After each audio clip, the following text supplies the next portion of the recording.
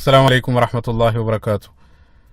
അൽഹംദുലില്ലാഹി റബ്ബിൽ ആലമീൻ വസ്സലാത്തു വസ്സലാമു അലാ റസൂലില്ലാഹ് വഅലാ ആലിഹി വസഹ്ബിഹി അജ്മഈൻ അമ്മാ ബഅദ്. റബ്ബി ഇശ്റഹ് ലി സദ്രി വയസ്സിർ ലി അംരി വഹ്ലുൽ ഉഖ്ദതം മിൻ ലിസാനി യഫ്ഖഹു ഖൗലി. സഹോദരങ്ങളെ, ഖിലാഫത്തിന്റെ ചരിത്രവുമായി ബന്ധപ്പെട്ട് ഉസ്മാൻ ബിൻ അഫ്ഫാൻ റളിയല്ലാഹു അൻഹുവിന്റെ ഭരണകാലത്തെ സംബന്ധിച്ചായിരുന്നു നേരത്തെ നമ്മൾ സൂചിപ്പിച്ചുകൊണ്ടിരുന്നത്. ഭരണകാലത്തുള്ള നേട്ടങ്ങളെ സംബന്ധിച്ചെല്ലാം കഴിഞ്ഞ ഭാഗത്ത് വിശദമായിട്ട് സൂചിപ്പിക്കുകയുണ്ടായി. 12 വർഷം നീണ്ടുന്ന ഭരണകാലത്ത് ആദ്യത്തെ 6 വർഷം രാജ്യത്ത് സമാധാനവും നിരവധി അഭിവൃദ്ധിയെല്ലാം കൊണ്ടുവരാൻ സാധിച്ചെങ്കിലും ഖിലാഫത്തിന്റെ 2ാം പകുതിയിൽ നിരവധി പ്രശ്നങ്ങൾ രാജ്യത്ത് ഉടലെടുക്കുകയാണ്.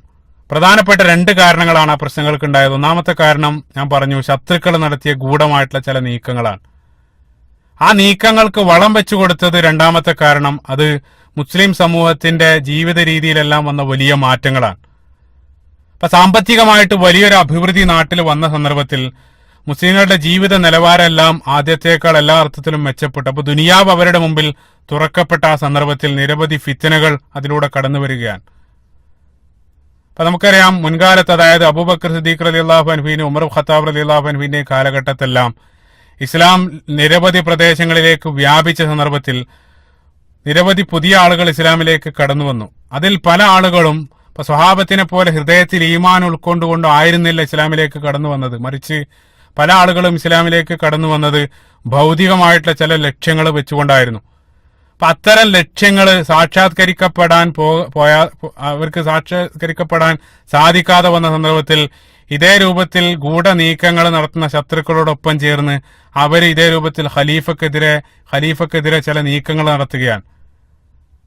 ഇപ്പൊ ഉമർ ഖത്താബ് റളിയല്ലാഹു അൻഹുവിന്റെ കാലഘട്ടത്തെല്ലാം അവിടെ അന്നത്തെ മുസ്ലിം സമൂഹം എന്ന് വെച്ചാൽ ഇസ്ലാമിനോട് ആത്മാർത്ഥമായിട്ട് പ്രതിബദ്ധതയുള്ള ഒരു സമൂഹമായിരുന്നു. അതായത് ഇസ്ലാമിനെ ജീവിതത്തിന്റെ എല്ലാ മേഖലകളിലും ഉൾക്കൊണ്ട സമൂഹമായിരുന്നു അവിടെ ജീവിച്ചിരുന്നത്. പക്ഷേ ഇതേ രൂപത്തിലുള്ള അഭിവൃദ്ധിയെല്ലാം വന്ന സന്ദർഭത്തിൽ ഇസ്ലാം ജീവിതത്തിന്റെ ചില മേഖലകളിലേക്ക് മാത്രം ഇസ്ലാമിനെ പരിമിതപ്പെടുത്തിയ ചില ആളുകൾ സമൂഹത്തിൽ വളർന്നു വരികയാണ്. അതായത് ആരാധനകളിൽ മാത്രം ഇസ്ലാം, ബാക്കിയുള്ള മേഖലകളിലൊന്നും ഇസ്ലാം ഇല്ലാതെ ഇതേ രൂപത്തിലുള്ള ആളുകൾ. അപ്പൊ അത്തരം ആളുകളെല്ലാം സ്വാധീനിക്കാൻ ഇതേ രൂപത്തിൽ ശത്രുക്കൾക്ക് സാധിക്കുകയും ചെയ്യുകയാണ്.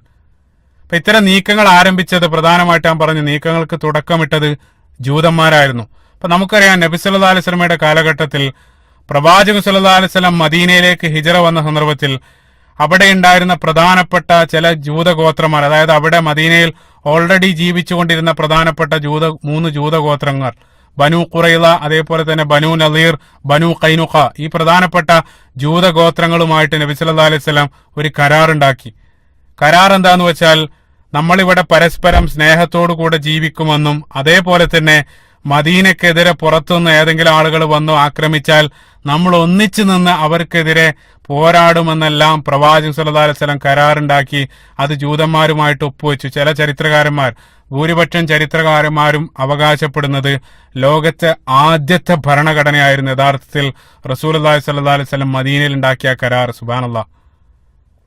ഇതേ രൂപത്തിലെ കരാറിൽ ജൂതന്മാർ ഒപ്പുവെച്ചെങ്കിലും പിന്നീട് പലതവണ മദീനയിലുള്ള കപട വിശ്വാസികളോടൊപ്പം ചേർന്ന് ഈ കരാർ ജൂതന്മാർ നിരവധി തവണ അവർ ലംഘിച്ചു എന്ന് മാത്രമല്ല, മദീനയിലെ ഭരണാധികാരിയായിരുന്ന നബി സല്ലല്ലാഹു അലൈഹി വസല്ലമയെ വധിക്കാനുള്ള ഗൂഢശ്രമങ്ങൾ ഒന്നിലധികം തവണ അവർ ശ്രമിക്കുകയും ചെയ്തു. നിങ്ങൾ ചിന്തിച്ചു നോക്കുക, അതായത് സ്വന്തം ഭരണാധികാരിയെ വധിക്കാൻ ശ്രമിക്കുന്നു, അതോടൊപ്പം രാജ്യത്തിനെതിരെ കൂറുമാറുകയും ചെയ്യുന്നു. ഇന്നത്തെ കാലഘട്ടത്തിലും അത്തരം ഒരു പ്രവൃത്തി ഒരാൾ ചെയ്താൽ അത് സ്വാഭാവികമായിട്ട് ഏറ്റവും വലിയ രാജ്യദ്രോഹ കുറ്റാണ്. അപ്പൊ അവർക്കെതിരെ നടപടി സ്വീകരിക്കേണ്ടതുണ്ട്.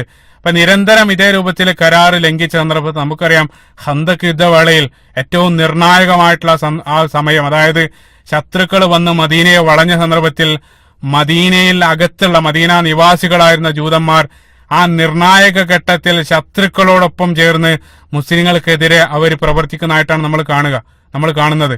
ഒരേ സന്ദർഭത്തിൽ അകത്തും പുറത്തും ശത്രുക്കളായ പ്രവാചക ജീവിതത്തിൽ ഏറ്റവും പ്രതിസന്ധി നിറഞ്ഞ നിമിഷങ്ങളിൽ ഒന്നായിരുന്നു ഖന്തക് യുദ്ധവേളയിലുള്ള സന്ദർഭം. ആ സന്ദർഭത്തിൽ അല്ലാഹു സുബ്ഹാനഹു വ തആലയുടെ സഹായം കൊണ്ട് മാത്രമാണ് മുസ്ലിങ്ങൾക്ക് കാര്യങ്ങൾ അനുകൂലമായി തീർന്നത്. അത്രയും വലിയ ഇതേ രൂപത്തിലുള്ള രാജ്യദ്രോഹ കുറ്റങ്ങൾ നിരന്തരം അവർ ചെയ്ത സന്ദർഭത്തിൽ നബി സല്ലല്ലാഹു അലൈഹി വസല്ലം അവിടെയുള്ള ജൂതഗോത്രങ്ങൾക്കെതിരെ ശക്തമായിട്ടുള്ള ചില നടപടികൾ സ്വീകരിച്ചു.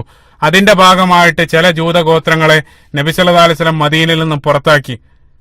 ആ കാരണത്താലെല്ലാം അവർ ഇസ്ലാമിനോട് ശക്തമായിട്ടുള്ള വിരോധം വെച്ച് പുലർത്തുന്നവരായിരുന്നു പല ജൂതന്മാരും. എല്ലാ ജൂതന്മാരും എന്നല്ല പറയുന്നത്. ഇപ്പൊ നബി സല്ലല്ലാഹു അലൈഹി വസല്ലമയുടെ കാലത്ത് മദീനയിലുള്ള ജൂതന്മാരിൽപ്പെട്ട പ്രധാനപ്പെട്ട പല ജൂത പണ്ഡിതന്മാർ, അക്കാലഘട്ടത്തിലെ പല റാബായിമാർ, ജൂത പണ്ഡിതന്മാർ നബി സല്ലല്ലാഹു അലൈഹി വസല്ലമയുടെ കാലത്ത് തന്നെ ഇസ്ലാമിലേക്ക് കടന്നു വന്നത് പ്രത്യേകം മനസ്സിലാക്കണം. അബ്ദുല്ലാഹ് ഇബ്നു സലാം റളിയല്ലാഹു അൻഹുവിനെ പോലെയുള്ള മദീനയിലെ ഏറ്റവും വലിയ ജൂത പണ്ഡിതന്മാരെല്ലാം, സത്യസന്ധമായിട്ട് ഇസ്ലാമിനെയും പ്രവാചകൻ സല്ലല്ലാഹു അലൈഹി വസല്ലമയും അടുത്തറിയാൻ ശ്രമിച്ച ജൂതന്മാരെല്ലാം ഇസ്ലാമിലേക്ക് വന്നിരുന്നു. പക്ഷെ ഇതേ രൂപത്തിൽ ഇസ്ലാമിനെതിരെ നീക്കം ചെയ്ത ജൂതന്മാരെ നബി സല്ലല്ലാഹു അലൈഹി വസല്ലം അവിടുന്ന് പുറത്താക്കി. അവർ പിന്നീട് മദീനക്ക് പുറത്ത് നിന്നുകൊണ്ട് ഇസ്ലാമിനെതിരെ എന്തെങ്കിലും കിട്ടുന്ന അവസരങ്ങളിലെല്ലാം പാര പണിയാൻ വേണ്ടി അവർ ശ്രമിച്ചുകൊണ്ടിരിക്കുകയാണ്. അബൂബക്കർ സിദ്ദീഖ് റളിയല്ലാഹു അൻഹുവിന്റെയും ഉമർ ഖത്താബ് റളിയല്ലാഹു അൻഹുവിന്റെയും കാലഘട്ടത്തിലെല്ലാം അവർ പല ശ്രമങ്ങൾ നടത്തിയെങ്കിലും അതെല്ലാം പരാജയപ്പെട്ടു. അപ്പൊ മുസ്ലിങ്ങളെ നേരെ എതിരിടാൻ കഴിയില്ലെന്ന് മനസ്സിലാക്കിയ ജൂതന്മാർ അവരെ നേരിടാൻ വേണ്ടി ചില ഗൂഢതന്ത്രങ്ങൾ ജൂതന്മാർ ആവിഷ്കരിക്കുകയാണ്. അതായത് പുറത്തുനിന്നുള്ള ശ്രമങ്ങളൊക്കെ നിർത്തിയിട്ട് അകത്തു നിന്നും ഇസ്ലാമിനെ അട്ടിമറിക്കാനുള്ള നിഗൂഢമായിട്ടുള്ള ശ്രമമാണ് അവർ ആരംഭിച്ചത്. അതിന്റെ ഭാഗമായിട്ട് അവര് നിരവധി ചാരന്മാർ നിയോഗിച്ചു. പ്രധാനമായിട്ടും കഴിഞ്ഞ ഭാഗത്തിന്റെ അവസാനത്തെ ഞാൻ സൂചിപ്പിച്ചു, അബ്ദുല്ല ഇബ്നു സബ എന്നറിയപ്പെടുന്ന, അതായത് ഇബ്നു സൗദാഇൻ എന്നാണ് അദ്ദേഹത്തിന്റെ യഥാർത്ഥ പേര്. അദ്ദേഹം ആ ഒരു വ്യക്തി, അതായത് യമനിലെ സനആയിലുള്ള ഒരു ജൂതനായിരുന്നു അബ്ദുല്ല ഇബ്നു സബ. അദ്ദേഹത്തെ അവർ മദീനയിലേക്ക് പറഞ്ഞയച്ചു. അദ്ദേഹം അവിടെ വെച്ചുകൊണ്ട് ഇസ്ലാം സ്വീകരിച്ചു എന്നുള്ള വ്യാജേന ആളുകൾക്കിടയിൽ അദ്ദേഹം ആദ്യം പേരും പ്രശസ്തിയെല്ലാം നേടിയെടുക്കാനാണ് അദ്ദേഹം പരിശ്രമിച്ചത്. എന്താ ചെയ്തതെന്ന് വെച്ചാൽ, ജൂതന്മാരെ പല ആളുകളിൽ നിന്നും ഫണ്ട് കളക്ട് ചെയ്തിട്ട് ഈ അബ്ദുല്ലാഹ് ഇബ്നു സബയിലേക്ക് എത്തിക്കും. അദ്ദേഹം അവിടെയുള്ള മദീനയിലുള്ള പാവങ്ങൾക്ക് ആ സമ്പത്തൊക്കെ വിതരണം ചെയ്ത് ആദ്യം അദ്ദേഹം സമൂഹത്തിൽ ഒരു പേര് നേടിയെടുക്കാൻ വേണ്ടി ശ്രമിച്ചു. അപ്പൊ അദ്ദേഹം അദ്ദേഹത്തിന് സ്വാധീനമൊക്കെ ലഭിച്ച സന്ദർഭത്തിൽ പിന്നീട് അദ്ദേഹം രഹസ്യമായിട്ട് അദ്ദേഹത്തിന്റെ അജണ്ട നടപ്പിലാക്കാൻ തുടങ്ങി. അദ്ദേഹം ചരടുവലി ആരംഭിച്ചു. അദ്ദേഹം എന്താ ചെയ്തതെന്ന് വെച്ചാൽ, ഉസ്മാൻ ഇബ്നു അഫ്ഫാൻ റളിയല്ലാഹു അൻഹുവിനെതിരെ പല ആരോപണങ്ങളും അദ്ദേഹം സമൂഹത്തിൽ രഹസ്യമായിട്ട് അദ്ദേഹം പ്രചരിപ്പിക്കാൻ തുടങ്ങി. ആരോപണങ്ങളെല്ലാം തന്നെ ഒരു അടിസ്ഥാനമില്ലാത്ത, വസ്തുതക്ക് നിരക്കാത്ത ആരോപണങ്ങളായിരുന്നു അദ്ദേഹം പ്രചരിപ്പിച്ചത്. അത് മദീനയിലുള്ള ആളുകളെ സംബന്ധിച്ചിടത്തോളം അവർക്ക് ഉസ്മാൻ ബിൻ അഫ്ഫാൻ റളിയല്ലാഹു അൻഹുവിനെ അടുത്തറിയാവുന്നത് കൊണ്ട് തന്നെ അവരാരും ആ ആരോപണങ്ങളെ ചെവിക്കൊണ്ടില്ല. അപ്പൊ അദ്ദേഹത്തിന് ഒരു വേരോട്ടവും മദീനയിൽ ലഭിക്കാതായ സന്ദർഭത്തിൽ അദ്ദേഹം മദീനയിൽ നിന്നും മാറി പിന്നീട് അദ്ദേഹം ക്രമേണ ബസ്രയിലേക്ക് പോവുകയാണ്. അപ്പൊ ബസ്രയിലെത്തി അവിടെ അദ്ദേഹത്തിന് ഇതേ രൂപത്തിൽ നിരവധി ആളുകളെ തെറ്റിദ്ധരിപ്പിക്കാൻ സാധിച്ചു. അവസാനം അദ്ദേഹത്തിന്റെ ഈ ശ്രമങ്ങൾ ബസ്രയിലുള്ള ഗവർണറായ ഇബ്നു ആമിർ അദ്ദേഹം അറിയുകയാണ്. അദ്ദേഹത്തിന്റെ ശ്രദ്ധയിൽപ്പെട്ടതോടുകൂടി അദ്ദേഹം അബ്ദുല്ലാഹ് ഇബ്നു സബൈൻ അവിടെ നിന്നും അദ്ദേഹം ആട്ടിയോടിച്ചു. പിന്നീട് അദ്ദേഹം കൂഫയിലെത്തി. അപ്പൊ പോകുന്ന സ്ഥലത്തെല്ലാം അദ്ദേഹത്തിന്റെ ആ ഒരു വിഷവിത്ത് അദ്ദേഹം പാകിക്കൊണ്ടാണ് കടന്നുപോയത്. പിന്നീട് അദ്ദേഹം കൂഫയിലെത്തി. കൂഫയിലും അതേ രൂപത്തിൽ ഗവർണറുടെ ശ്രദ്ധയിൽപ്പെട്ടതോട് അവിടെ നിന്ന് ആട്ടിയോടിച്ചു. പിന്നീട് അദ്ദേഹം മൂന്നാമതായിട്ട് സിറിയയിലെത്തിയ സന്ദർഭത്തിൽ നമുക്കറിയാം, സിറിയയിലെ അക്കാലഘട്ടത്തിൽ സിറിയ ഭരിച്ചു, സിറിയയിലെ ഗവർണർ മുആവിയ റളിയല്ലാഹു അൻഹു ആയിരുന്നു.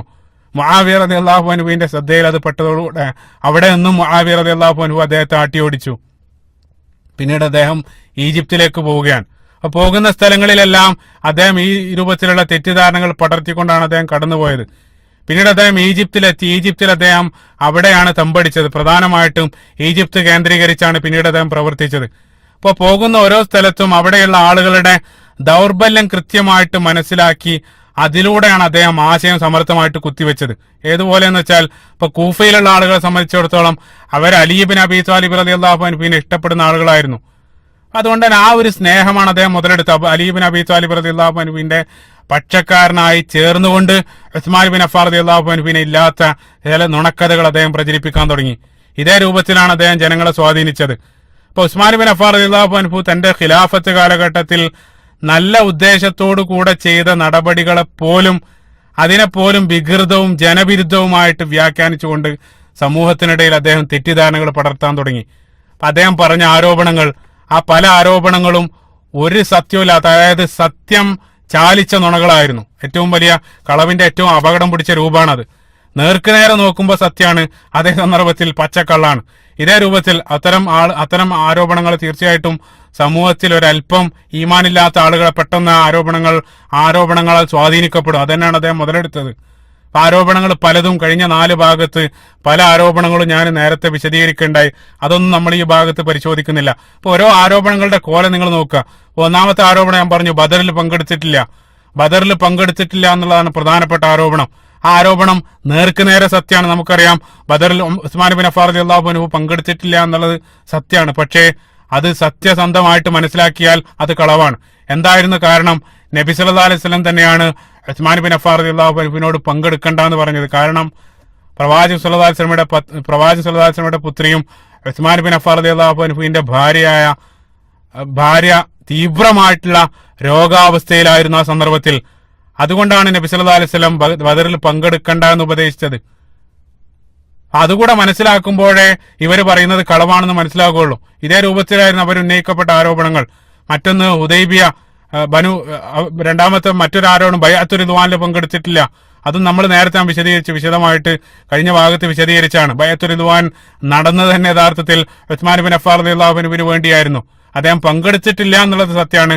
അദ്ദേഹം പങ്കെടുക്കാതിരിക്കാനുള്ള കാരണം നബി സല്ലല്ലാഹു അലൈഹി വസല്ലം അദ്ദേഹത്തെ മക്കയിലേക്ക് അതായിരുന്നു കാരണം. പക്ഷെ അത് വെച്ച് മനസ്സിലാക്കുന്ന സന്ദർഭത്തിലെ ഇതിന്റെ സത്യാവസ്ഥ ഇതേ രൂപത്തിലായിരുന്നു അവർ ഉന്നയിക്കപ്പെട്ട ഓരോ ആരോപണങ്ങളുടെയും വസ്തുത. യഥാർത്ഥത്തിൽ ആരോപണങ്ങളെല്ലാം കേവലം ഒരു ന്യായം മാത്രമായിരുന്നു. ആ ന്യായം മാത്രമായിരുന്നു എന്നുള്ളത് ഓരോ ആരോപണങ്ങളും നമ്മൾ വസ്തുനിഷ്ഠമായിട്ട് പരിശോധിക്കുന്ന സന്ദർഭത്തിൽ മനസ്സിലാക്കാൻ സാധിക്കും. പിന്നീട് അവർ ഉന്നയിക്കപ്പെട്ട പ്രധാനപ്പെട്ട മറ്റൊരു ആരോപണം, ആ ആരോപണമാണ് ഇൻഷാ അല്ലാഹ് ഈ ഒരു ഭാഗത്ത് നമ്മൾ വിശദമായിട്ട് പരിശോധിക്കുന്നത്.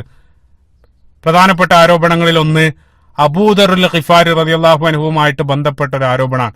അതൊരൽപ്പം വിശദമായിട്ട് പരിശോധിക്കേണ്ടതുണ്ട്. അബൂദറുൽ ഖിഫാരി റളിയല്ലാഹു അൻഹുവിന്റെ ജീവിതം മൊത്തത്തിൽ പരിശോധിച്ചു കഴിഞ്ഞാൽ മാത്രമേ ആ ആരോപണത്തിലുള്ള കഴമ്പ് കൃത്യമായിട്ട് നമുക്ക് മനസ്സിലാക്കാൻ സാധിക്കുള്ളൂ. അപ്പൊ അതുകൊണ്ട് തന്നെ ഒരൽപ്പം ചുരുങ്ങിയ രൂപത്തിൽ അബൂദറുൽ ഖിഫാരി റളിയല്ലാഹു അൻഹുവിന്റെ ജീവിതം ഈ ഒരു ഭാഗത്ത് നമ്മൾ പരിശോധിക്കുകയാണ്. അബൂദറുൽ ഖിഫാരി, അദ്ദേഹത്തിന്റെ യഥാർത്ഥ പേര് ജുൻദുബ് ഇബ്നു ജുനാദ എന്നായിരുന്നു അദ്ദേഹത്തിന്റെ പേര്. അദ്ദേഹം ഖിഫാർ ഗോത്രക്കാരനാണ്. ഈ ഗോത്രത്തിനൊരു പ്രത്യേകതയുണ്ട്. അതായത് മക്കക്കും മദീനക്കും ഇടയിൽ ജാഹിലിയ കാലഘട്ടത്തിൽ കുപ്രസിദ്ധി നേടിയ 2 ഗോത്രങ്ങളായിരുന്നു ഖിഫാർ ഗോത്രവും അതേപോലെ തന്നെ അസ്ലം ഗോത്രവും. ഈ 2 ഗോത്രവും പരസ്പരം ബന്ധുക്കളും സുഹൃത്തുക്കളൊക്കെ ആയിരുന്നു. ഈ 2 ഗോത്രത്തിനുള്ള കുപ്രസിദ്ധിക്കുള്ള കാരണം എന്താന്ന് വെച്ചാൽ ഈ 2 ഗോത്രക്കാരുടെയും പ്രധാനപ്പെട്ട പണി ആ മക്കയിലും മദീനക്കും ഇടയിൽ അതിലൂടെ പോകുന്ന യാത്രാ സംഘങ്ങളെയും അല്ലെങ്കിൽ കച്ചവട സംഘങ്ങളെയെല്ലാം കൊള്ളയടിക്കലായിരുന്നു അവരുടെ ജോലി. കൊള്ളക്കാരായിരുന്നു.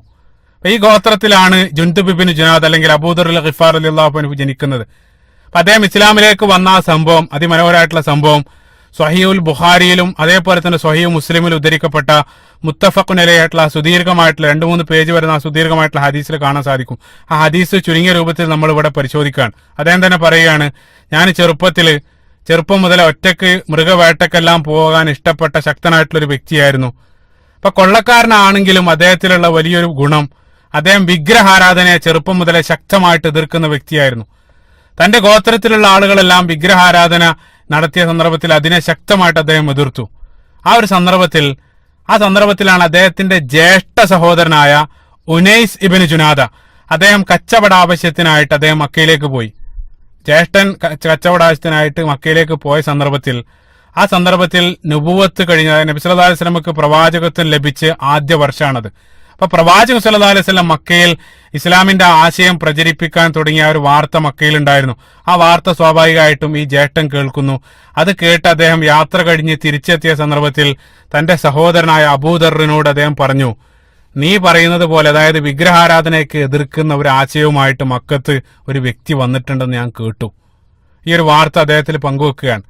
അത് കേട്ട ഉടനെ അബൂദറുൽ ഖിഫാർ റളിയല്ലാഹു അൻഹു അദ്ദേഹത്തിന് വല്ലാത്ത കൗതുകമായി. അത് കൂടുതൽ മനസ്സിലാക്കണം, കൂടുതൽ അടുത്തറിയണം എന്ന് അദ്ദേഹത്തിന് വല്ലാത്ത ആ കൗതുകം കാരണം ഉടൻ തന്നെ അദ്ദേഹം മക്കയെ ലക്ഷ്യമാക്കി യാത്ര പുറപ്പെടുകയാണ്.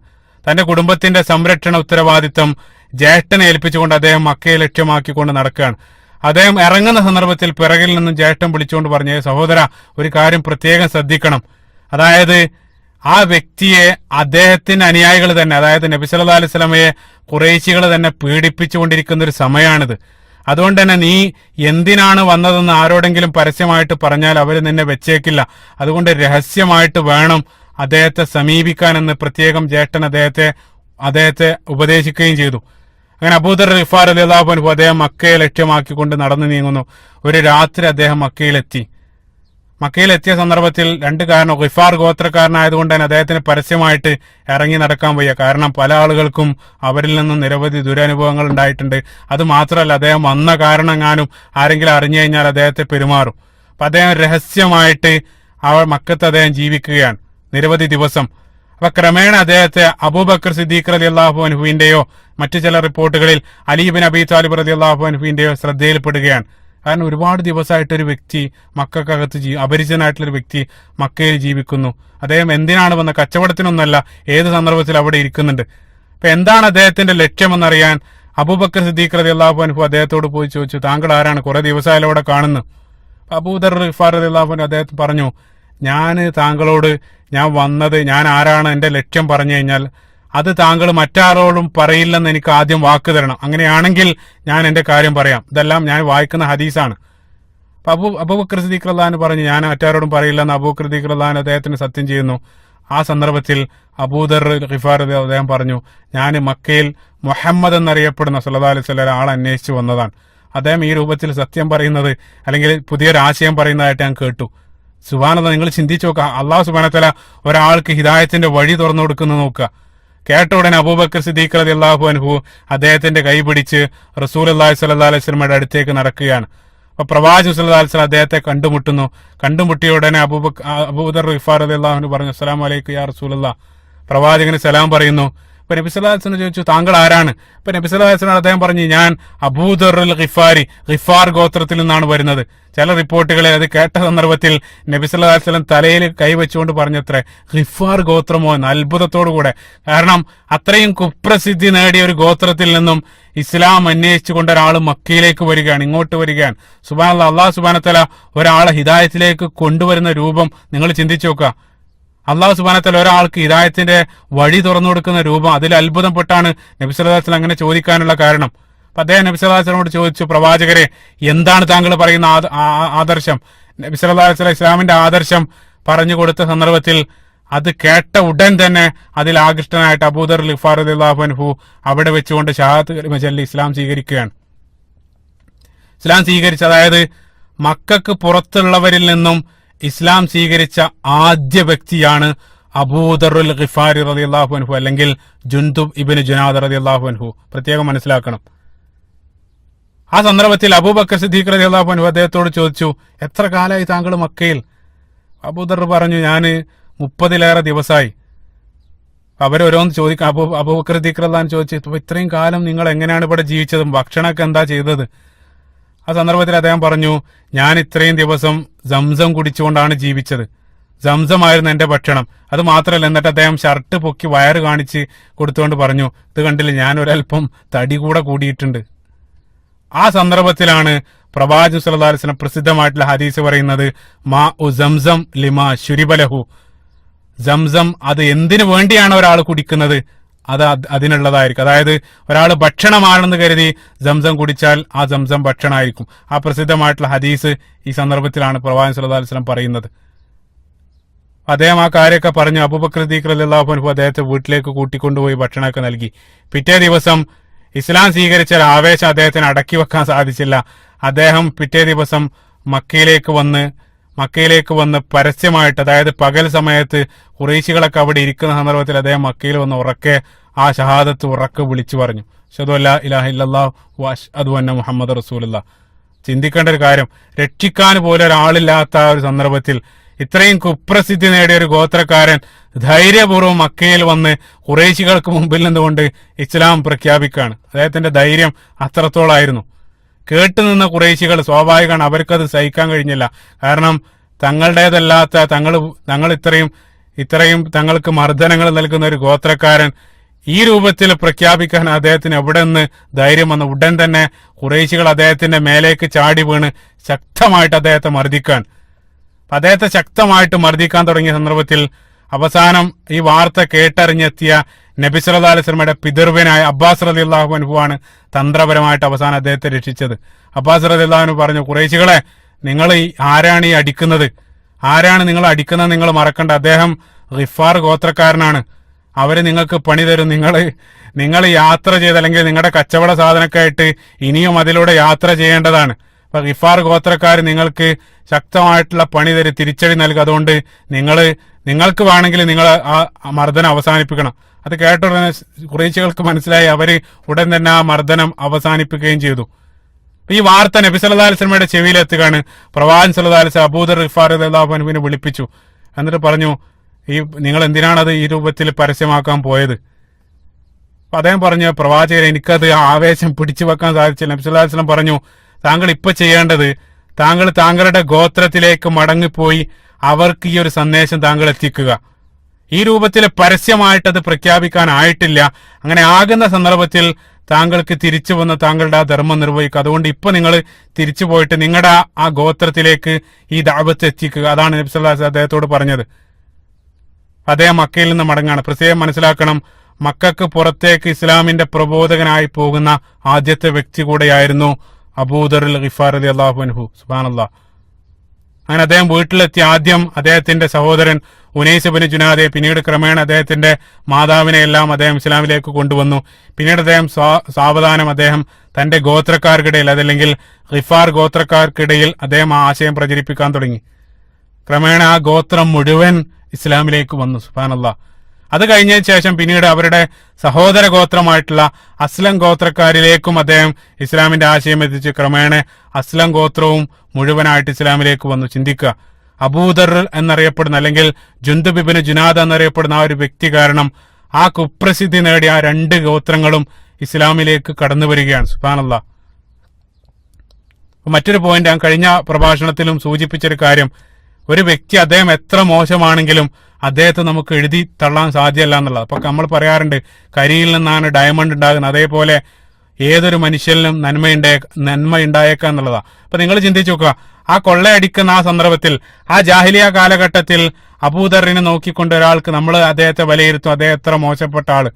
പക്ഷെ പിന്നീട് അതേ അബൂദർ ഗിഫാർ റളിയല്ലാഹു അൻഹു കാരണമായിട്ടാണ് ഇത്രയും വലിയ രണ്ട് ഗോത്രങ്ങൾ മുഴുവൻ ഇസ്ലാമിലേക്ക് വരാൻ കാരണക്കാരനായി തീരുന്നത് ആ വ്യക്തിയാണ്. സുബ്ഹാനല്ലാഹ്. അങ്ങനെ അദ്ദേഹം അവിടെ പോയി അവിടെ താമസിക്കുകയാണ്. പിന്നീട് അബൂദർ ഗിഫാർ റളിയല്ലാഹു അൻഹുവിനെ നമ്മൾ കാണുന്നത് ഹിജറ കഴിഞ്ഞ്, പ്രവാചകൻ സല്ലല്ലാഹു അലൈഹി വസല്ലമയുടെ ഹിജറ കഴിഞ്ഞ് 6 വർഷത്തിന് ശേഷമാണ്.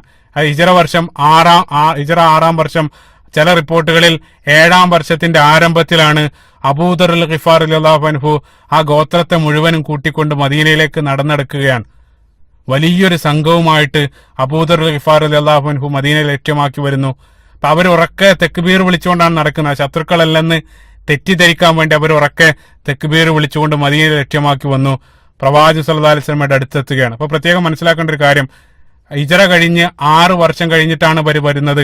അപ്പൊ അതുകൊണ്ട് തന്നെ പ്രധാനപ്പെട്ട പല യുദ്ധങ്ങളിലും, ബദർ, ഉഹദ്, അഹ്സാബ്, ഈ രൂപത്തിലുള്ള യുദ്ധങ്ങളിലൊന്നും പങ്കെടുക്കാൻ അബൂദർ ഗിഫാർ റളിയല്ലാഹു അൻഹുവിന് സാധിച്ചിരുന്നില്ല. ആ യുദ്ധത്തിലൊന്നും നമ്മൾ ഈ സ്വഹാബിയെ കാണില്ല. കാരണം ഹിജറ വർഷം 6-നാണ് അദ്ദേഹം തിരിച്ചെത്തുന്നത്. അതായത് അന്ന് മക്കയിൽ നിന്നും തിരിച്ചു പോയതിനു ശേഷം ഏകദേശം 17 വർഷം കഴിഞ്ഞിട്ടാണ് വീണ്ടും നബി സല്ലല്ലാഹു അലൈഹി വസല്ലം അദ്ദേഹം കണ്ടുമുട്ടുന്നത്. അദ്ദേഹം കണ്ടുമുട്ടിയ സന്ദർഭത്തിൽ നബി സല്ലല്ലാഹു അലൈഹി വസല്ലം അടുത്ത് പോയിട്ട് അദ്ദേഹം ചോദിച്ചു, അറഫ്തനി യാ റസൂലുള്ളാഹ്, പ്രവാചകർ എന്നെ നിങ്ങൾ ഓർക്കുന്നുണ്ടോ? അപ്പൊ നബി സല്ലല്ലാഹു അലൈഹി വസല്ലം ഉടൻ അദ്ദേഹത്തെ മനസ്സിലായി.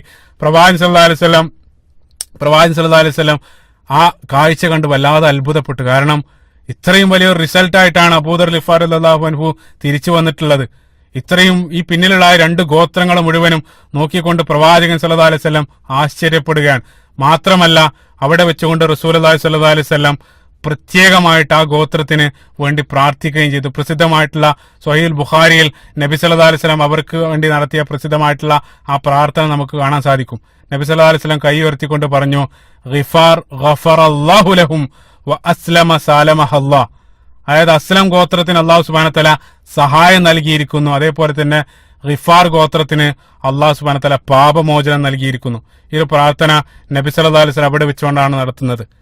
അതേപോലെ തന്നെ പ്രവാചകൻ സല്ലല്ലാഹു അലൈഹി വസല്ലം അബൂദർ ഗിഫാർ റളിയല്ലാഹു അൻഹുവിനെ പ്രശംസിച്ചുകൊണ്ട് പറഞ്ഞ മറ്റൊരു പ്രസിദ്ധമായിട്ടുള്ള ഹദീസ്, അബൂദർ ഗിഫാർ റളിയല്ലാഹു അൻഹുവിനെ സംബന്ധിച്ച് നബി സല്ലല്ലാഹു അലൈഹി വസല്ലം പറഞ്ഞു, മാ അളല്ലത്തിൽ ഖളറ വലാ അഖല്ലത്തിൽ ഗബ്റ അസ്തഖ മിൻ അബൂദർ. സുബ്ഹാനല്ലാഹ്. നബി സല്ലല്ലാഹു അലൈഹി വസല്ലം പറയുകയാണ്, അബൂദറിനെ പോലെ സത്യം പറയുന്ന വിശ്വസ്തനായിട്ടുള്ള ഒരാളെയും ഭൂമി താങ്ങിയിട്ടില്ല, ആകാശം തണലും നൽകിയിട്ടില്ല. പ്രസിദ്ധമായിട്ടുള്ള പ്രവാചകൻ സല്ലല്ലാഹു അലൈഹി വസല്ലം ആ സ്വഹാബിക്ക് നൽകിയ ഏറ്റവും വലിയ പ്രശംസയായിരുന്നു ഈ വാക്ക്. മാ അദല്ലത്തിൽ ഖദറ വലാ അഖല്ലത്തിൽ ഗബ്റ അസ്തഖ മിൻ അബാദർ. നബി സല്ലല്ലാഹു അലൈഹി വസല്ലം പറഞ്ഞ പ്രസിദ്ധമായിട്ടുള്ള ആ പ്രശംസാ വാക്കുകൾ. അപ്പൊ നബി സല്ലല്ലാഹു അലൈഹി വസല്ലം അദ്ദേഹത്തെ ഏറ്റവും വിശ്വസ്തൻ, ഭൂമിയിൽ നടന്ന ഏറ്റവും വിശ്വസ്തൻ എന്നാണ് നബി സല്ലല്ലാഹു അലൈഹി വസല്ലം അദ്ദേഹത്തെ കുറിച്ച് പറയുന്നത്. പിന്നീട് നമ്മൾ അബൂദർ റളിയല്ലാഹു അൻഹുവിന്റെ ചരിത്രം പരിശോധിക്കുന്ന സന്ദർഭത്തിൽ അദ്ദേഹത്തെ പിന്നീട് നമ്മൾ കാണുന്നത് ഹിജറ വർഷം 6 അദ്ദേഹം തിരിച്ചു വന്നു. ഹിജറ വർഷം 7 നടക്കുന്ന തബൂക്ക് യുദ്ധത്തിലാണ് അബൂദർ ഗിഫാരി റളിയല്ലാഹു അൻഹുവുമായിട്ട് ബന്ധപ്പെട്ട ഏറ്റവും പ്രധാനപ്പെട്ട ഒരു സംഭവം നമ്മൾ കാണുന്നത്. തബൂക്ക് യുദ്ധവേളയിൽ, അപ്പൊ നമുക്കറിയാം, തബൂക്ക് യുദ്ധവേളയിൽ നിരവധി സംഭവങ്ങൾ അരങ്ങേറുന്നുണ്ട്. പ്രവാചകൻ സല്ലല്ലാഹു അലൈഹി വസല്ലം യുദ്ധത്തിന് വേണ്ടി പുറപ്പെടുന്നു. വളരെ പ്രതികൂലമായിട്ടുള്ള ഒരു സാഹചര്യത്തിലാണ് തബൂക്ക് യുദ്ധത്തിനുള്ള ആഹ്വാനം വരുന്നത്. ഇപ്പൊ നബി സല്ലല്ലാഹു അലൈഹി വസല്ലം യുദ്ധത്തിന് പുറപ്പെട്ട സന്ദർഭത്തിൽ പല ആളുകളും സാവധാനമായിട്ടാണ് യാത്രാ സംഘത്തിലേക്ക് എത്തിച്ചേർന്നത്. ഇപ്പൊ നബി സല്ലല്ലാഹു അലൈഹി വസല്ലം അവരോട് മുഴുവനും പറയുകയും ചെയ്തു, അതായത് ക്രമേണ ആ സംഘത്തിൽ ഇവരെല്ലാം വന്നു ചേരുമെന്നുള്ള പ്രതീക്ഷയിൽ നബി സല്ലല്ലാഹു അലൈഹി വസല്ലം യാത്ര പുറപ്പെടുകയും ചെയ്തു.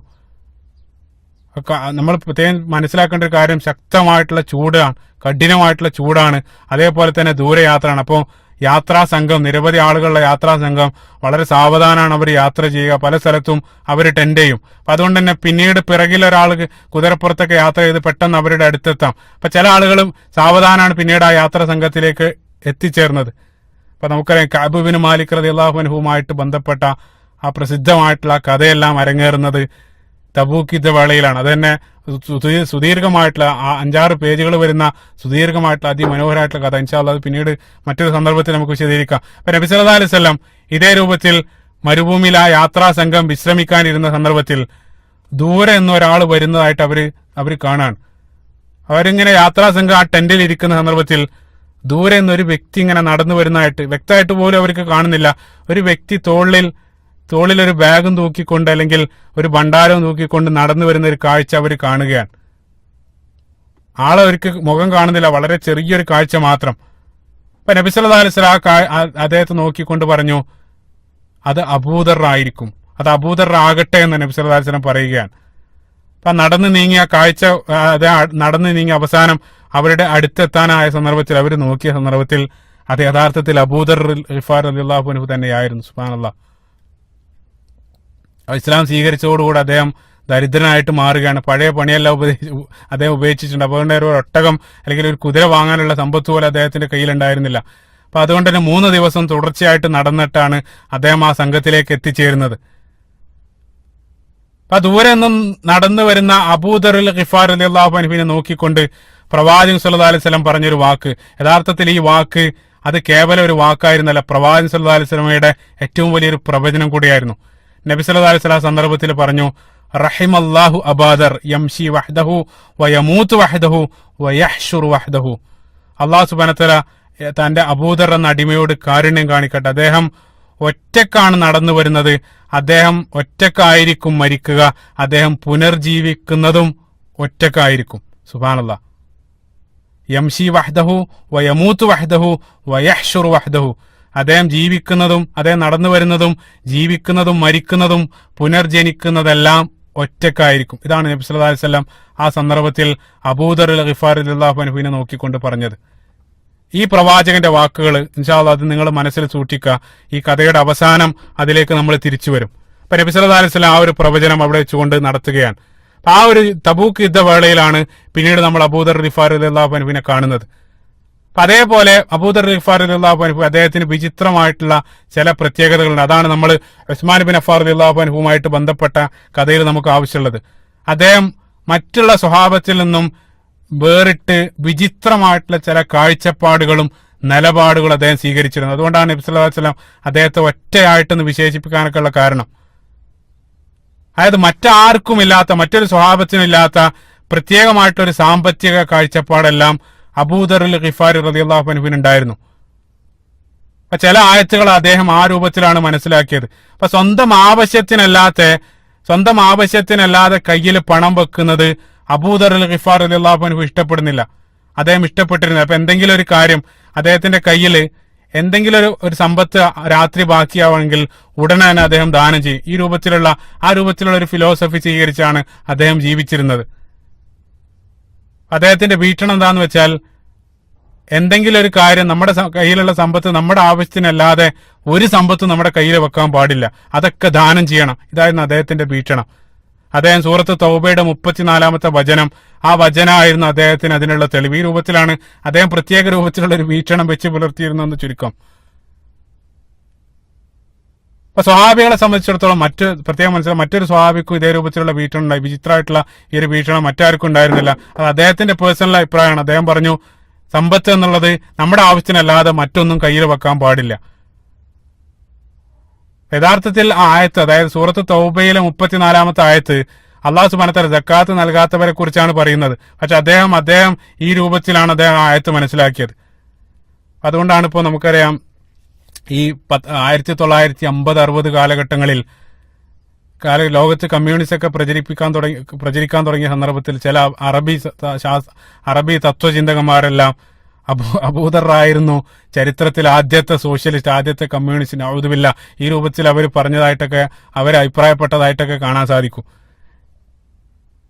അപ്പൊ ഈ രൂപത്തിൽ ഒരു ഒറ്റയായിട്ടുള്ളൊരു വീക്ഷണം അദ്ദേഹം വെച്ച് പുലർത്തിയിരുന്നു.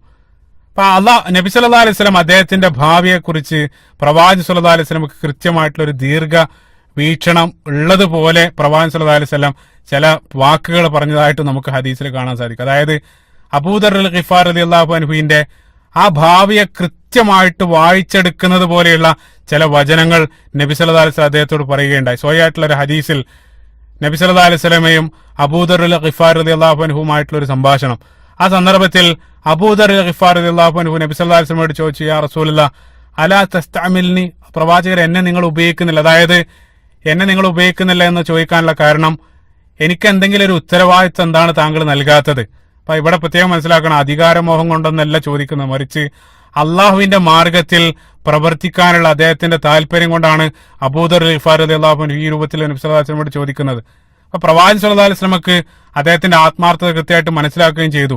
അതുകൊണ്ടാണ് നബി സല്ലല്ലാഹു അലൈഹി വസല്ലം അബൂദർ ഗിഫാർ റളിയല്ലാഹു അൻഹുവിന്റെ തോളിൽ കൈവച്ചുകൊണ്ട് പറഞ്ഞു, യാ അബാദർ ഇന്നക ദഈഫുൻ, അല്ലെങ്കിൽ ഇന്നി അറാക ദഈഫുൻ, താങ്കൾ ആ കാര്യത്തിൽ താങ്കളെ ദുർബലനായിട്ടാണ് ഞാൻ കാണുന്നത്. അല്ലെങ്കിൽ ആ കാര്യത്തിൽ, അതായത് അധികാരം ഏറ്റെടുക്കുന്നതിൽ, അല്ലെങ്കിൽ ഇതേ രൂപത്തിൽ എന്തെങ്കിലും ഒരു ഉത്തരവാദിത്വം ജനങ്ങൾക്ക് മീതെ ഏറ്റെടുക്കുന്നതിൽ ചില ദൗർബല്യങ്ങൾ താങ്കൾക്കുള്ളതായിട്ട് ഞാൻ കാണുന്നു എന്നാണ് നബി സല്ലല്ലാഹു അലൈഹി വസല്ലം പറഞ്ഞത്. എന്തുകൊണ്ടാണ് പ്രവാചകൻ സല്ലല്ലാഹു അലൈഹി വസല്ലം അങ്ങനെ പറഞ്ഞത്? അപ്പൊ നേരെ നമ്മൾ കേൾക്കുന്ന സന്ദർഭത്തിൽ നമ്മൾക്കതൊരു ഇൻസൾട്ട് ആയിട്ട് തോന്നുന്നുണ്ട്. യഥാർത്ഥത്തിൽ ഒരിക്കലുമല്ല. കാരണം നബി സല്ലല്ലാഹു അലൈഹി വസല്ലമക്ക് ഓരോ സ്വഹാബത്തിനെ സംബന്ധിച്ച്, അല്ലെങ്കിൽ അവരുടെ ആ പേഴ്സണാലിറ്റി പ്രവാചകൻ സല്ലല്ലാഹു അലൈഹി വസല്ലമക്ക് വ്യക്തമായിട്ട് അറിയാമായിരുന്നു. അപ്പൊ പ്രവാചകന്റെ സീറയിലുടനീളം അത് നമുക്ക് കൃത്യമായിട്ട് കാണാൻ സാധിക്കും. ഏതൊരു ദൗത്യത്തിന് നബി സല്ലല്ലാഹു അലൈഹി വസല്ലം ഒരാളെ തെരഞ്ഞെടുക്കുന്ന സന്ദർഭത്തിലും അതിന് വേണ്ട ക്വാളിറ്റിയുള്ള ആളുകളെ പ്രത്യേകമായിട്ട് നബി സല്ലല്ലാഹു അലൈഹി വസല്ലം തെരഞ്ഞെടുക്കുന്നതായിട്ട് കാണാൻ സാധിക്കും. ഓരോ ആളുകളുടെയും ആ സൈക്കോളജി കൃത്യമായിട്ട് പഠിച്ചെടുത്തിട്ടായിരുന്നു പ്രവാചകൻ സല്ലല്ലാഹു അലൈഹി വസല്ലം ഓരോ ആളുകളോടും പെരുമാറിയത്.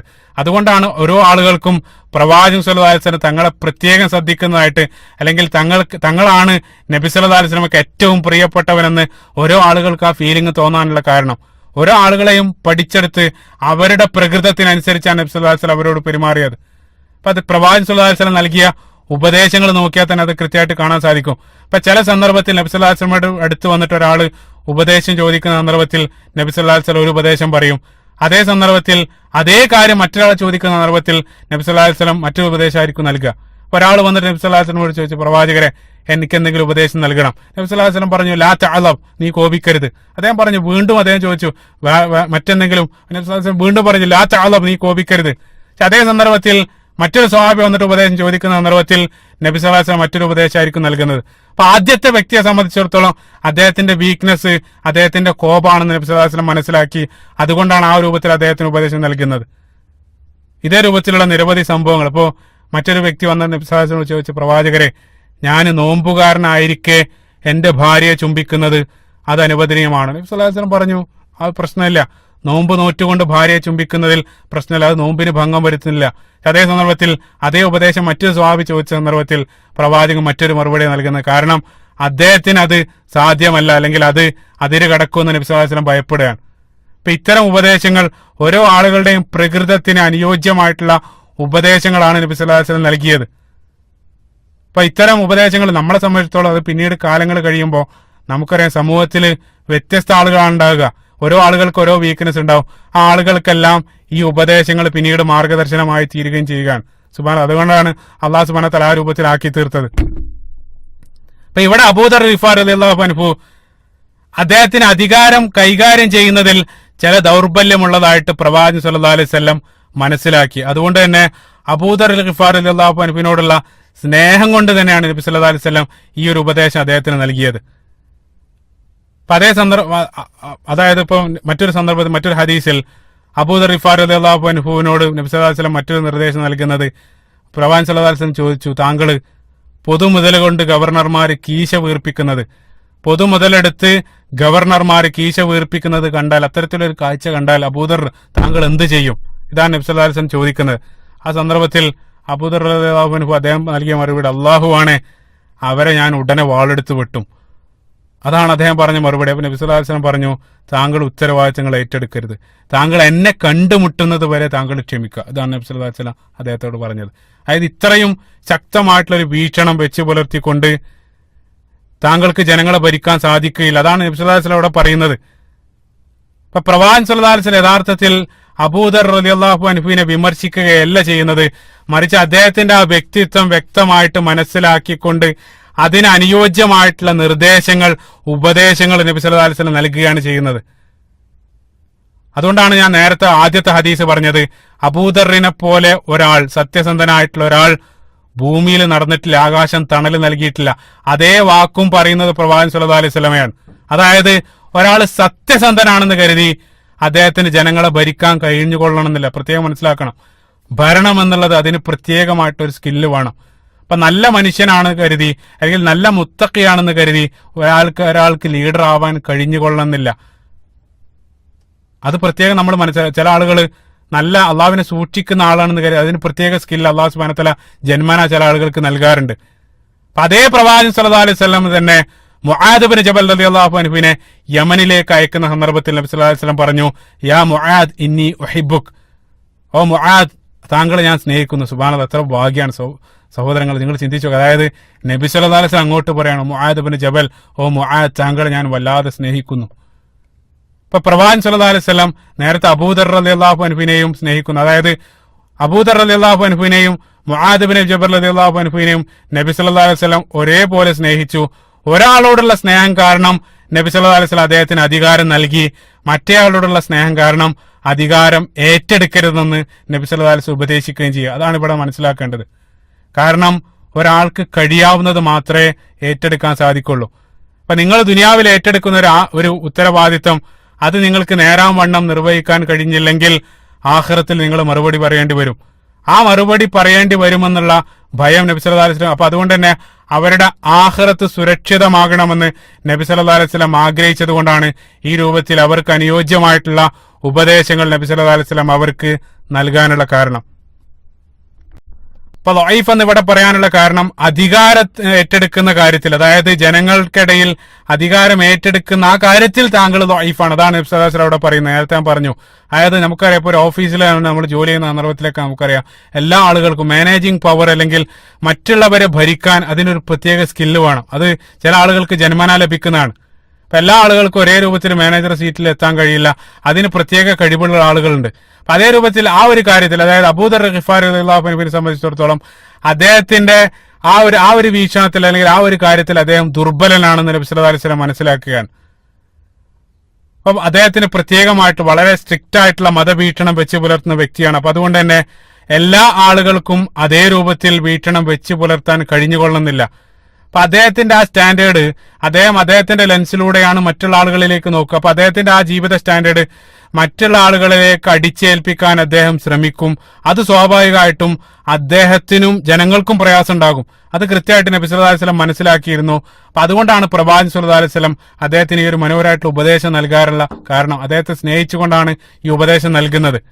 അപ്പൊ ജനങ്ങൾക്ക് ഒരു അർത്ഥത്തിലും ബുദ്ധിമുട്ടുണ്ടാക്കുന്ന ഒന്നും ജനങ്ങൾക്ക് നമ്മൾ അത് നൽകാൻ പാടില്ല. അതാണ് ഇസ്ലാമിന്റെ ഏറ്റവും വലിയൊരു ഭംഗി. സുബ്ഹാനല്ലാഹ്, നമ്മുടെ മതം അതിമനോഹരമാണ്. കാരണം അതുകൊണ്ടാണ് നബി സല്ലല്ലാഹു അലൈഹി വസല്ലം ഇതേ രൂപത്തിൽ മുആദ് ഇബ്നു ജബൽ റളിയല്ലാഹു അൻഹുവിനെ യമനിലേക്ക് പറഞ്ഞയക്കുന്ന സന്ദർഭത്തിൽ പ്രവാചകൻ സല്ലല്ലാഹു അലൈഹി വസല്ലം നൽകുന്ന നിർദ്ദേശം, പ്രസിദ്ധമായിട്ടുള്ള നിർദ്ദേശം, യസ്സിറു വലാ തുഅസ്സിറു, മുആദ് താങ്കൾ അവർക്ക് ഒരു പ്രയാസങ്ങൾ ഉണ്ടാക്കരുത്, താങ്കൾ അവർക്ക് കാര്യങ്ങൾ എളുപ്പമാക്കി കൊടുക്കണം എന്നുള്ള ആ നിർദ്ദേശം നൽകിക്കൊണ്ടാണ് യമനിലേക്ക് മുആദ് ഇബ്നു ജബൽ റളിയല്ലാഹു അൻഹുവിനെ നബി സല്ലല്ലാഹു അലൈഹി വസല്ലം അയക്കുന്നത്. അപ്പൊ ഒന്നും നമ്മുടെ നബി സല്ലല്ലാഹു അലൈഹി വസല്ലം പ്രവാചകൻ കോപിച്ച അപൂർവം സന്ദർഭങ്ങൾ നമ്മൾ സീറയിൽ പരിശോധിക്കുകയാണെങ്കിൽ നബി സല്ലല്ലാഹു അലൈഹി വസല്ലം ശക്തമായിട്ട് കോപിച്ച ഒരു സന്ദർഭം നമ്മൾ കാണുക അത്ഭുതമാണ്. നബി സല്ലല്ലാഹു അലൈഹി വസല്ലം ശക്തമായിട്ട് കോപിച്ച ഒരു സന്ദർഭം, ഒരു വ്യക്തി, അത് ഒരു ജമാഅത്ത് നമസ്കരിച്ച ഒരു ഇമാം, അദ്ദേഹം സുദീർഘമായിട്ട് പാരായണം ചെയ്ത് നമസ്കരിച്ച ഒരു ഇമാമിനോടാണ് നബി സല്ലല്ലാഹു അലൈഹി വസല്ലം ഏറ്റവും കൂടുതൽ കോപിച്ചത്. കാരണം എന്താന്ന് വെച്ചാൽ അദ്ദേഹം ഇതേ രൂപത്തിൽ സുദീർഘമായിട്ട് പാരായണം ചെയ്യുന്ന സന്ദർഭത്തിൽ ഏതെങ്കിലും ഒരു ഇമാം മഗ്‌രിബ് നമസ്കാരത്തിൽ അദ്ദേഹം ബഖറയൊക്കെ ഓതി നമസ്കരിച്ചാൽ അദ്ദേഹത്തിന് ഒരു പക്ഷേ നമസ്കാര ശേഷം ഒരു പണി ഉണ്ടാവില്ല. പക്ഷേ അവിടെയുള്ള മഅ്മൂമിങ്ങൾ, അവരെ കൂടെ അദ്ദേഹം പരിഗണിക്കേണ്ടതുണ്ട്. അവരെ സംബന്ധിച്ചിടത്തോളം അവർ വ്യത്യസ്ത സാഹചര്യങ്ങളുള്ള ആളുകളായിരിക്കും. പെട്ടെന്ന് നമസ്കാരം കഴിഞ്ഞ് പോകേണ്ട പല ജീവിത സാഹചര്യങ്ങളിലായിരിക്കും അവർ. അപ്പൊ അവരുടെ ആ സാഹചര്യം കൂടെ കണക്കിലെടുത്ത് വേണം ഇമാമ് നമസ്കരിക്കാൻ.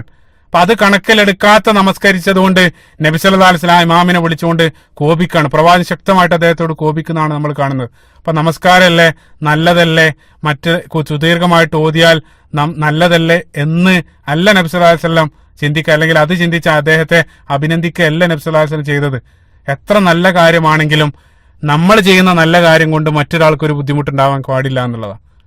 അതേ സന്ദർഭത്തിൽ അതേ പ്രവാചകൻ സല്ലല്ലാഹു അലൈഹി വസല്ലം വ്യക്തി ജീവിതത്തിൽ പ്രവാചകൻ സല്ലല്ലാഹു അലൈഹി വസല്ലം രാത്രി നമസ്കരിക്കുന്ന സന്ദർഭത്തിൽ ഇതേ രൂപത്തിൽ സുദീർഘമായി ഓതി നമസ്കരിച്ച് പ്രവാചകന്റെ കാലിൽ വരെ നീര് വന്നതായിട്ട് അതേ പ്രവാചകൻ അതേ രൂപത്തിൽ നമസ്കരിച്ചതായിട്ട് ഹദീസിൽ കാണുന്നുണ്ട്. അത് പ്രവാചകൻ വ്യക്തിപരമായിട്ട്, അതായത് സ്വന്തം ചെയ്തതാണ്. മറ്റൊരാളെ ബുദ്ധിമുട്ടിക്കാതെ നിങ്ങൾ അത് ചെയ്തോളൂ, പക്ഷേ നിങ്ങൾ ചെയ്യുന്ന കർമ്മങ്ങൾ കാരണം മറ്റൊരാൾക്കൊരു ബുദ്ധിമുട്ട് വരരുത്. അങ്ങനെ വന്നാൽ രണ്ട് കാരണങ്ങൾ. ഒന്നാമതായിട്ട് അദ്ദേഹം ആ കാര്യത്തെ എതിർക്കും, അതേ നമസ്കാരത്തിനോടൊരു വെറുപ്പ് വരും. അതേപോലെ തന്നെ മതത്തെക്കുറിച്ച് മോശമായിട്ടുള്ള ഒരു ചിത്രം അല്ലെങ്കിൽ ആ തെറ്റിദ്ധാരണക്കും അത് കാരണമായി തീർന്നേക്കാം. അതുകൊണ്ടാണ് നബി സല്ലല്ലാഹു അലൈഹി വസല്ലം ഈ രൂപത്തിൽ അദ്ദേഹത്തെ വിമർശിക്കാനുള്ള കാരണം. ഇപ്പൊ ജീവിത സാഹചര്യങ്ങൾ സ്വാഭാവികമായിട്ടും ഇസ്ലാം ഭാവിയിൽ വളരും, സമ്പത്ത് വർദ്ധിക്കും, ഇസ്ലാമിന്റെ സാമ്പത്തികമായിട്ട് വലിയൊരു അഭിവൃദ്ധിയെല്ലാം വരുന്ന സന്ദർഭത്തിൽ നിരവധി മാറ്റങ്ങൾ ഇസ്ലാമിക സമൂഹത്തിൽ വന്നാൽ അബൂദർ അൽ ഖിഫാർ റളിയല്ലാഹു അൻഹു അദ്ദേഹത്തിന്റെ ആ ഫിലോസഫി അതേ രൂപത്തിൽ ജനങ്ങളിൽ അടിച്ചേൽപ്പിക്കാൻ ശ്രമിക്കുന്ന സന്ദർഭത്തിൽ അത് ജനങ്ങൾക്ക് പ്രയാസമുണ്ടാക്കുമോ എന്നുള്ള ഭയം, ആ ദീർഘവീക്ഷണമാണ് നബി സല്ലല്ലാഹു അലൈഹി വസല്ലം ഈ രൂപത്തിൽ ഒരു ഉപദേശം നൽകാനുള്ള കാരണം. സുബ്ഹാനല്ലാഹ്, എത്ര സത്യസന്ധമായിട്ടുള്ള നിരീക്ഷണമായിരുന്നു നബി സല്ലല്ലാഹു അലൈഹി വസല്ലം അവിടെ വെച്ചുകൊണ്ട് നടത്തിയത്. അത് നമ്മൾ കാണുകയാണ്. എത്ര പ്രവാചകന്റെ ആ ദീർഘവീക്ഷണമാണ് ആ ഉപദേശത്തിൽ പ്രതിഫലിക്കുന്നത്. പിന്നീട് ഞാൻ എന്തിനാണ് ഇതൊക്കെ പറയുന്നതെന്ന് വെച്ചാൽ ഇൻഷാ അല്ലാഹ് തുടർന്നുള്ള ആ വിശദീകരണം കേൾക്കുന്ന സന്ദർഭത്തിൽ മനസ്സിലാക്കാൻ സാധിക്കും. ഉസ്മാൻ ഇബ്നു അഫ്ഫാൻ റളിയല്ലാഹു അൻഹുവിന്റെ കാലത്ത് ഞാൻ പറഞ്ഞു, സാമ്പത്തികമായിട്ടുള്ള വലിയ അഭിവൃദ്ധി ആ നാട്ടിൽ വന്നു. അപ്പൊ അതുകൊണ്ട് തന്നെ ജനങ്ങളുടെ ജീവിത രീതി, ലൈഫ് സ്റ്റാൻഡേർഡ് എല്ലാം മാറാൻ തുടങ്ങി. ആ പുതിയ ജീവിത രീതി നബി സല്ലല്ലാഹു അലൈഹി വസല്ലം പ്രവചിച്ചതുപോലെ തന്നെ അബൂദർ അൽ ഖിഫാർ റളിയല്ലാഹു അൻഹുവിന് അത് സഹിക്കാൻ കഴിഞ്ഞില്ല. അപ്പൊ റോമക്കാരുമായിട്ടുള്ളൊരു യുദ്ധത്തിൽ പങ്കെടുത്തതിന് ശേഷം പിന്നീട് സിറിയയിലായിരുന്നു ഈ അബൂദർ ഖിഫാർ റളിയല്ലാഹു അൻഹു ജീവിച്ചത്. സിറിയ ഭരിച്ചത് നമുക്കറിയാം മുആവിയ റളിയല്ലാഹു അൻഹു ആയിരുന്നു. അദ്ദേഹത്തിന്റെ ഭരണ കീഴിൽ സിറിയയിലായിരുന്നു അബൂദർ ഖിഫാർ റളിയല്ലാഹു അൻഹു ജീവിച്ചിരുന്നത്. അപ്പൊ അവിടെയുള്ള ജനങ്ങളെ മുഴുവൻ അദ്ദേഹം ശക്തമായിട്ട് എതിർക്കാൻ തുടങ്ങി. കാരണം അദ്ദേഹത്തിന്റെ വീക്ഷണം അന്നാന്ന് ജീവിക്കാനുള്ളത് മാത്രമേ കയ്യിൽ വെക്കാൻ പാടുള്ളൂ, ബാക്കിയുള്ളതൊക്കെ ദാനം ചെയ്യണം. ഇതേ രൂപത്തിലായിരുന്നു അദ്ദേഹത്തിന്റെ വീക്ഷണം.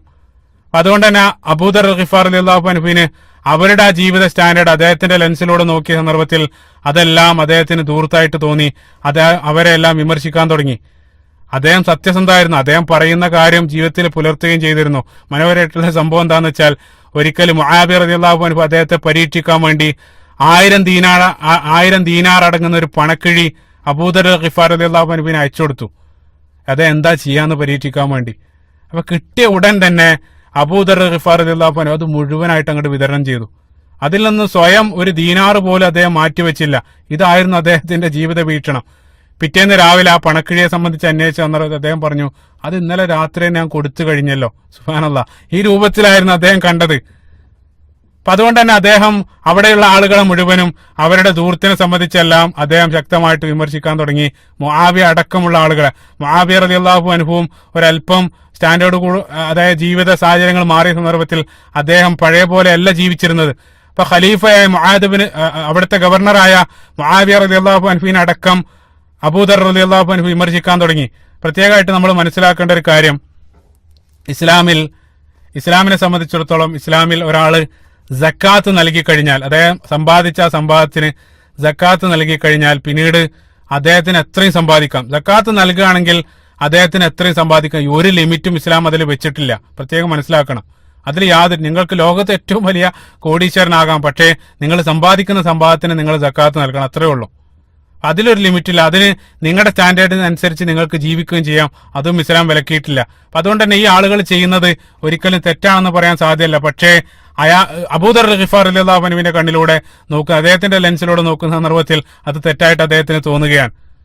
അപ്പൊ അദ്ദേഹം ഇതേ രൂപത്തിൽ ജനങ്ങളൊക്കെ വിമർശിക്കാൻ തുടങ്ങിയ സന്ദർഭത്തിൽ മുആവിയ റളിയല്ലാഹു അൻഹു ഖലീഫ ഉസ്മാൻ ബിൻ അഫ്ഫാൻ റളിയല്ലാഹു അൻഹുവിന് ഒരു കത്ത് എഴുതിക്കൊണ്ട് പറഞ്ഞു, ദയവായി അബൂദറിനെ മറ്റെങ്ങോട്ടെങ്കിലും മാറ്റണം, കാരണം അദ്ദേഹം കാരണം ജനങ്ങൾക്ക് ചില ബുദ്ധിമുട്ടുകൾ ഉണ്ടാകുന്നുണ്ട്. ഈ രൂപത്തിൽ മുആവിയ റളിയല്ലാഹു അൻഹു ഉസ്മാൻ ബിൻ അഫ്ഫാൻ റളിയല്ലാഹു അൻഹുവിന് കത്തെഴുതി. ഈ സന്ദർഭത്തിൽ ഉസ്മാൻ ബിൻ അഫ്ഫാൻ റളിയല്ലാഹു അൻഹു ഈ അബൂദർ ഗിഫാർ റളിയല്ലാഹു അൻഹുവിനെ മദീനയിലേക്ക് വിളിപ്പിക്കുകയാണ്.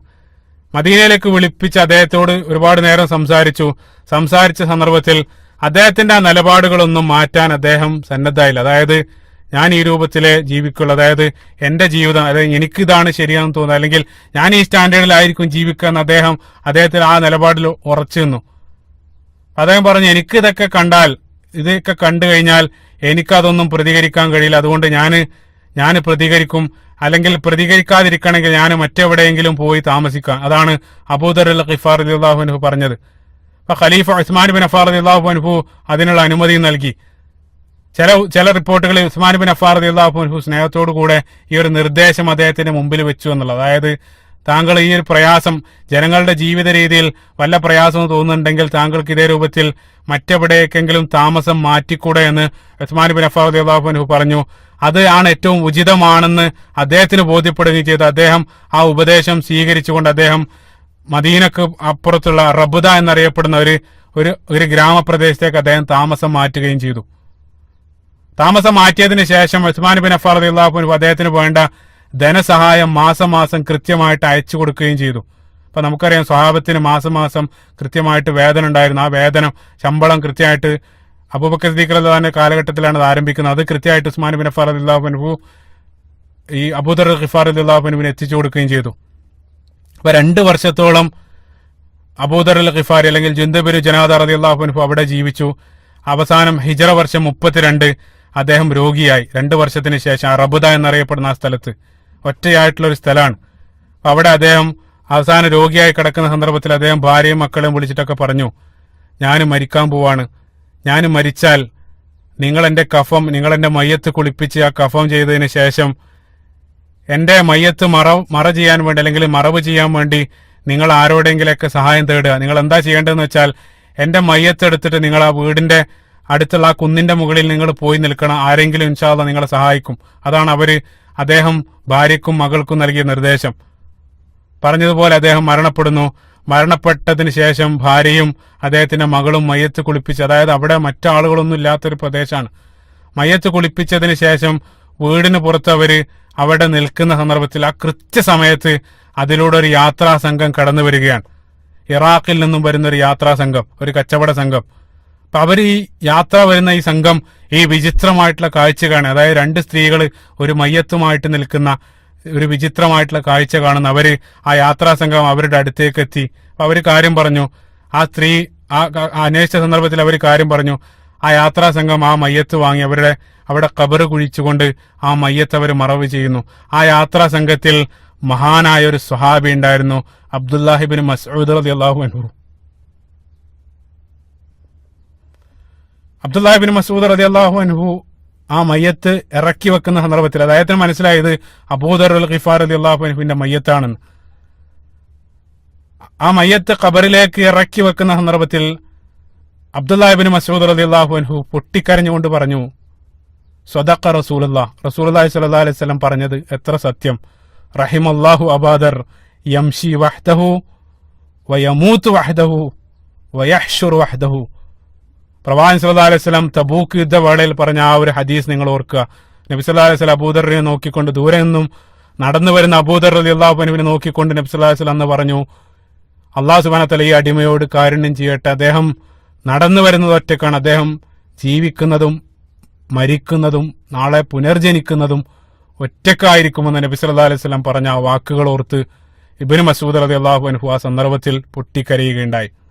ഇതാണ് അബൂദർ റളിയല്ലാഹു അൻഹുമായിട്ട് ബന്ധപ്പെട്ട കഥ.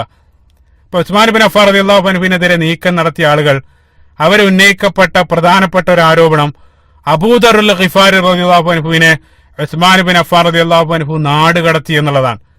അതിൽ എത്രത്തോളം സത്യമുണ്ടെന്ന് മനസ്സിലാക്കാൻ വേണ്ടിയിട്ടാണ് ഞാൻ ആ ചരിത്രം മുഴുനീളം ഇതുവരെ പരാമർശിച്ചത്. അപ്പൊ നമുക്കറിയാം, അദ്ദേഹം സ്വയം ഇഷ്ടപ്രകാരം പോയതാണ്. അദ്ദേഹത്തിന് അക്കാര്യത്തിൽ ഉസ്മാൻ ബിൻ അഫ്ഫാൻ റളിയല്ലാഹു അൻഹുവിനോട് ഒരു വിരോധം ഉണ്ടായിരുന്നില്ല. അപ്പൊ അതുകൊണ്ടാണ് റബ്ദയിൽ അദ്ദേഹം താമസിക്കുന്ന സന്ദർഭത്തിൽ ഈ കലാപകാരികളായ, അതായത് ഉസ്മാൻ ബിൻ അഫ്ഫാൻ റളിയല്ലാഹു അൻഹുവിനെതിരെ നീക്കം നടത്തുന്ന ചില ആളുകൾ രഹസ്യമായിട്ട് അദ്ദേഹത്തെ കണ്ടിട്ട് പറഞ്ഞു, ഞങ്ങൾ ഖലീഫക്കെതിരെ ചില നീക്കങ്ങൾ നടത്തുന്നുണ്ട്, അതുകൊണ്ട് താങ്കൾ ഞങ്ങളോടൊപ്പം ചേരണം. ഇതാണ് അവര് അബൂദർ ഗിഫാർ റളിയല്ലാഹു അൻഹുവിനെ വന്ന് ക്ഷണിക്കാണ്. ആ സന്ദർഭത്തിൽ അബൂദർ ഗിഫാർ റളിയല്ലാഹു അൻഹു അവരോട് ശക്തമായിട്ട് കോപിക്കാണ് ചെയ്തത്. അദ്ദേഹം പറഞ്ഞു, വല്ലാഹി ഉസ്മാൻ ബിൻ അഫ്ഫാൻ എന്നെ ഒരു പൊക്കമുള്ള മരത്തിലോ അല്ലെങ്കിൽ മലക്കുമീതയോ കൊണ്ടുപോയി എന്നെ കുരിശിലേറ്റിയാൽ വരെ ഞാൻ അദ്ദേഹത്തെ അനുസരിക്കും. അതിനെ ചോദ്യം ചെയ്യാൻ ഞാൻ ഒരിക്കലും ശ്രമിക്കുകയില്ല. ഞാൻ അതിൽ എന്റെ ഭാഗം ശരിയാണെങ്കിൽ പോലും ഞാൻ അതിൽ ക്ഷമിക്കും. അദ്ദേഹം എന്നെ ഒരു ചക്രവാളത്തിൽ നിന്നും മറ്റേ ചക്രവാളം വരെ നടത്തിച്ചാൽ വരെ അത് എന്റെ നന്മക്ക് വേണ്ടിയാണ് അദ്ദേഹം ചെയ്യുന്നതെന്ന് ഞാൻ മനസ്സിലാക്കും. ഇതേ രൂപത്തിലാണ് ഞാനത് മനസ്സിലാക്കും. അതുകൊണ്ട് നിങ്ങളെ ഇതേ രൂപത്തിലൊരു നീക്കത്തിന് എന്നെ കിട്ടുമെന്ന് പ്രതീക്ഷിക്കേണ്ടതില്ലെന്ന് പറഞ്ഞുകൊണ്ട് അവരെ നിരാശരാക്കിയിട്ട് അബൂദർ ഗിഫാർ റളിയല്ലാഹു അൻഹു പറഞ്ഞയക്കുന്നതാണ് നമ്മൾ ചരിത്രത്തിൽ കാണുന്നത്. അപ്പൊ ഈ രൂപത്തിൽ, അതായത് അമീറിനെ അനുസരിക്കുക എന്നുള്ളത് നമുക്കറിയാം ഇസ്ലാമിൽ എത്രത്തോളം അതിന്റെ ഗൗരവം. അപ്പൊ ഇത്രയും പ്രമുഖനായിട്ടുള്ള ഒരു സഹാബി ആ രൂപത്തിൽ ചിന്തിച്ചു എന്ന് ഒരിക്കൽ പോലും മനസ്സിൽ പോലും നമുക്ക് ചിന്തിക്കാൻ സാധ്യമല്ല. അപ്പൊ ഇതേ രൂപത്തിൽ, അതുകൊണ്ടാണ് ഇപ്പോ ഉസ്മാൻ ബിൻ അഫ്ഫാൻ റളിയല്ലാഹു അൻഹുവിനെ പിന്നീട് എതിർക്കുന്ന പല കക്ഷികൾക്കും അബൂദർ ഗിഫാർ റളിയല്ലാഹു അൻഹുവിനെ വലിയ ഇഷ്ടമാണ്. കാരണം എന്താന്ന് വെച്ചാൽ, ഇപ്പോൾ നമുക്കറിയാം ഷിയാക്കളെ സംബന്ധിച്ചിടത്തോളം, ഷിയാക്കളിലുള്ള ഇസ്നാ അശരികൾ അവര് അലി ബിൻ അബി ത്വാലിബ് റളിയല്ലാഹു അൻഹു കഴിഞ്ഞാൽ പിന്നീട് ഏറ്റവും പ്രധാനപ്പെട്ടവരായിട്ട് അവർ ഇഷ്ടപ്പെടുന്ന ചുരുക്കം ചില സ്വഹാബികളുണ്ട്. പ്രമുഖരായിട്ടുള്ള 4 സ്വഹാബികൾ, അർക്കാനും അർബ എന്ന പേരിൽ അവരെ അറിയപ്പെടുന്ന പ്രധാനപ്പെട്ട 4 സ്വഹാബികളിൽ ഒരാളാണ് അബൂദർ ഗിഫാർ റളിയല്ലാഹു അൻഹു. അമ്മാർ ബിൻ യാസിർ, സൽമാൻ അൽ ഫാരിസി, അതേപോലെ തന്നെ മിഖ്ദാദ് ബിൻ അംർ, അതേപോലെ തന്നെ അബൂദർ ഗിഫാർ റളിയല്ലാഹു അൻഹു അജ്മഈൻ. ഈ 4 സ്വഹാബത്തിനെയാണ് അവർ ഏറ്റവും ഇഷ്ടപ്പെടുന്ന ആളുകൾ. ഇപ്പൊ നമുക്ക് അതിൽ വിചിത്രമായിട്ടുള്ള ഒരു കാര്യം എന്താണെന്ന് വെച്ചാൽ, യഥാർത്ഥത്തിൽ അലി ബിൻ അബി ത്വാലിബ് റളിയല്ലാഹു അൻഹുവിന്റെ ഖിലാഫത്തിന് മുമ്പ് തന്നെ അബൂദർ ഗിഫാർ റളിയല്ലാഹു അൻഹു മരണപ്പെട്ടിട്ടുണ്ട്. പിന്നീട് വന്ന ആ പ്രശ്നങ്ങളിലൊന്നും അബൂദർ ഗിഫാർ റളിയല്ലാഹു അൻഹു ഇല്ല. എന്നിട്ടും അബൂദർ റളിയല്ലാഹു അൻഹുവിനെ ഈ ആളുകൾ, അല്ലെങ്കിൽ ഷിയാക്കളായിട്ടുള്ള ആളുകൾ സ്നേഹിക്കാനുള്ള കാരണം എന്താന്ന് വെച്ചാൽ, ഉസ്മാൻ ബിൻ അഫ്ഫാൻ റളിയല്ലാഹു അൻഹുവിനെ എതിരെ നടന്ന നീക്കം നടത്തിയ ആളുകളിൽ അവരുടെ പരാതികളിൽ ഒന്ന് അബൂദർ ഗിഫാർ റളിയല്ലാഹു അൻഹുമായിട്ട് ബന്ധപ്പെട്ടതാണ്. ആ ഒരു ആരോപണം അവർ പറഞ്ഞിട്ടുണ്ട്. അതുകൊണ്ട് തന്നെ ഉസ്മാൻ ബിൻ അഫ്ഫാൻ റളിയല്ലാഹു അൻഹുവിനോടുള്ള ആ വിദ്വേഷം കാരണം അവർ അബൂദർ റളിയല്ലാഹു അൻഹുവിനെ സ്നേഹിക്കണം. നഊദു ബില്ലാഹ്. ഇതാണ് അവർ അബൂദർ റളിയല്ലാഹു അൻഹുവിനെ സ്നേഹിക്കാനുള്ള കാരണം. യഥാർത്ഥത്തിൽ അബൂദർ റളിയല്ലാഹു അൻഹുവിന് പോലും ഉസ്മാൻ ബിൻ അഫ്ഫാൻ റളിയല്ലാഹു അൻഹുവിനോട് പകയോ വിദ്വേഷം ഉണ്ടായിരുന്നില്ല എന്നുള്ളതാണ് സത്യസന്ധമായിട്ടുള്ള വസ്തുത. അദ്ദേഹം ഉസ്മാൻ റളിയല്ലാഹു അൻഹുവിന്റെ കാലഘട്ടത്തിൽ ആ ഖലീഫയെ അല്ലെങ്കിൽ ഖിലാഫത്തിനെതിരെ നീക്കം നടത്തിയില്ല എന്ന് മാത്രമല്ല, അതില് അദ്ദേഹം മരണപ്പെടുന്നത് വരെ അത്തരം ശ്രമങ്ങൾ നടത്തുന്ന ആളുകളെ വിമർശിക്കുകയാണ് ചെയ്തത്. കാരണം അമീറിനെ അനുസരിക്കുക എന്നുള്ളതിന്റെ പ്രാധാന്യം ആ സ്വഹാബി മനസ്സിലാക്കിയിരുന്നു എന്നുള്ളതാണ്. അപ്പൊ എത്രത്തോളം വ്യതിയാനം അല്ലെങ്കിൽ ഇത് വ്യതിചലിച്ച വാദങ്ങളാണ് പിന്നീട് ഷിയാക്കളെ പോലെയുള്ള ആളുകൾ പറഞ്ഞു. അല്ലാഹു സുബ്ഹാനഹു വ തആല അത്തരം ആളുകൾക്ക് ഹിദായത്ത് നൽകുമാറാകട്ടെ. അപ്പൊ അതാണ് അബൂദർ ഗിഫാരിയുമായിട്ട് ബന്ധപ്പെട്ട ഏറ്റവും പ്രധാനപ്പെട്ട ആരോപണം.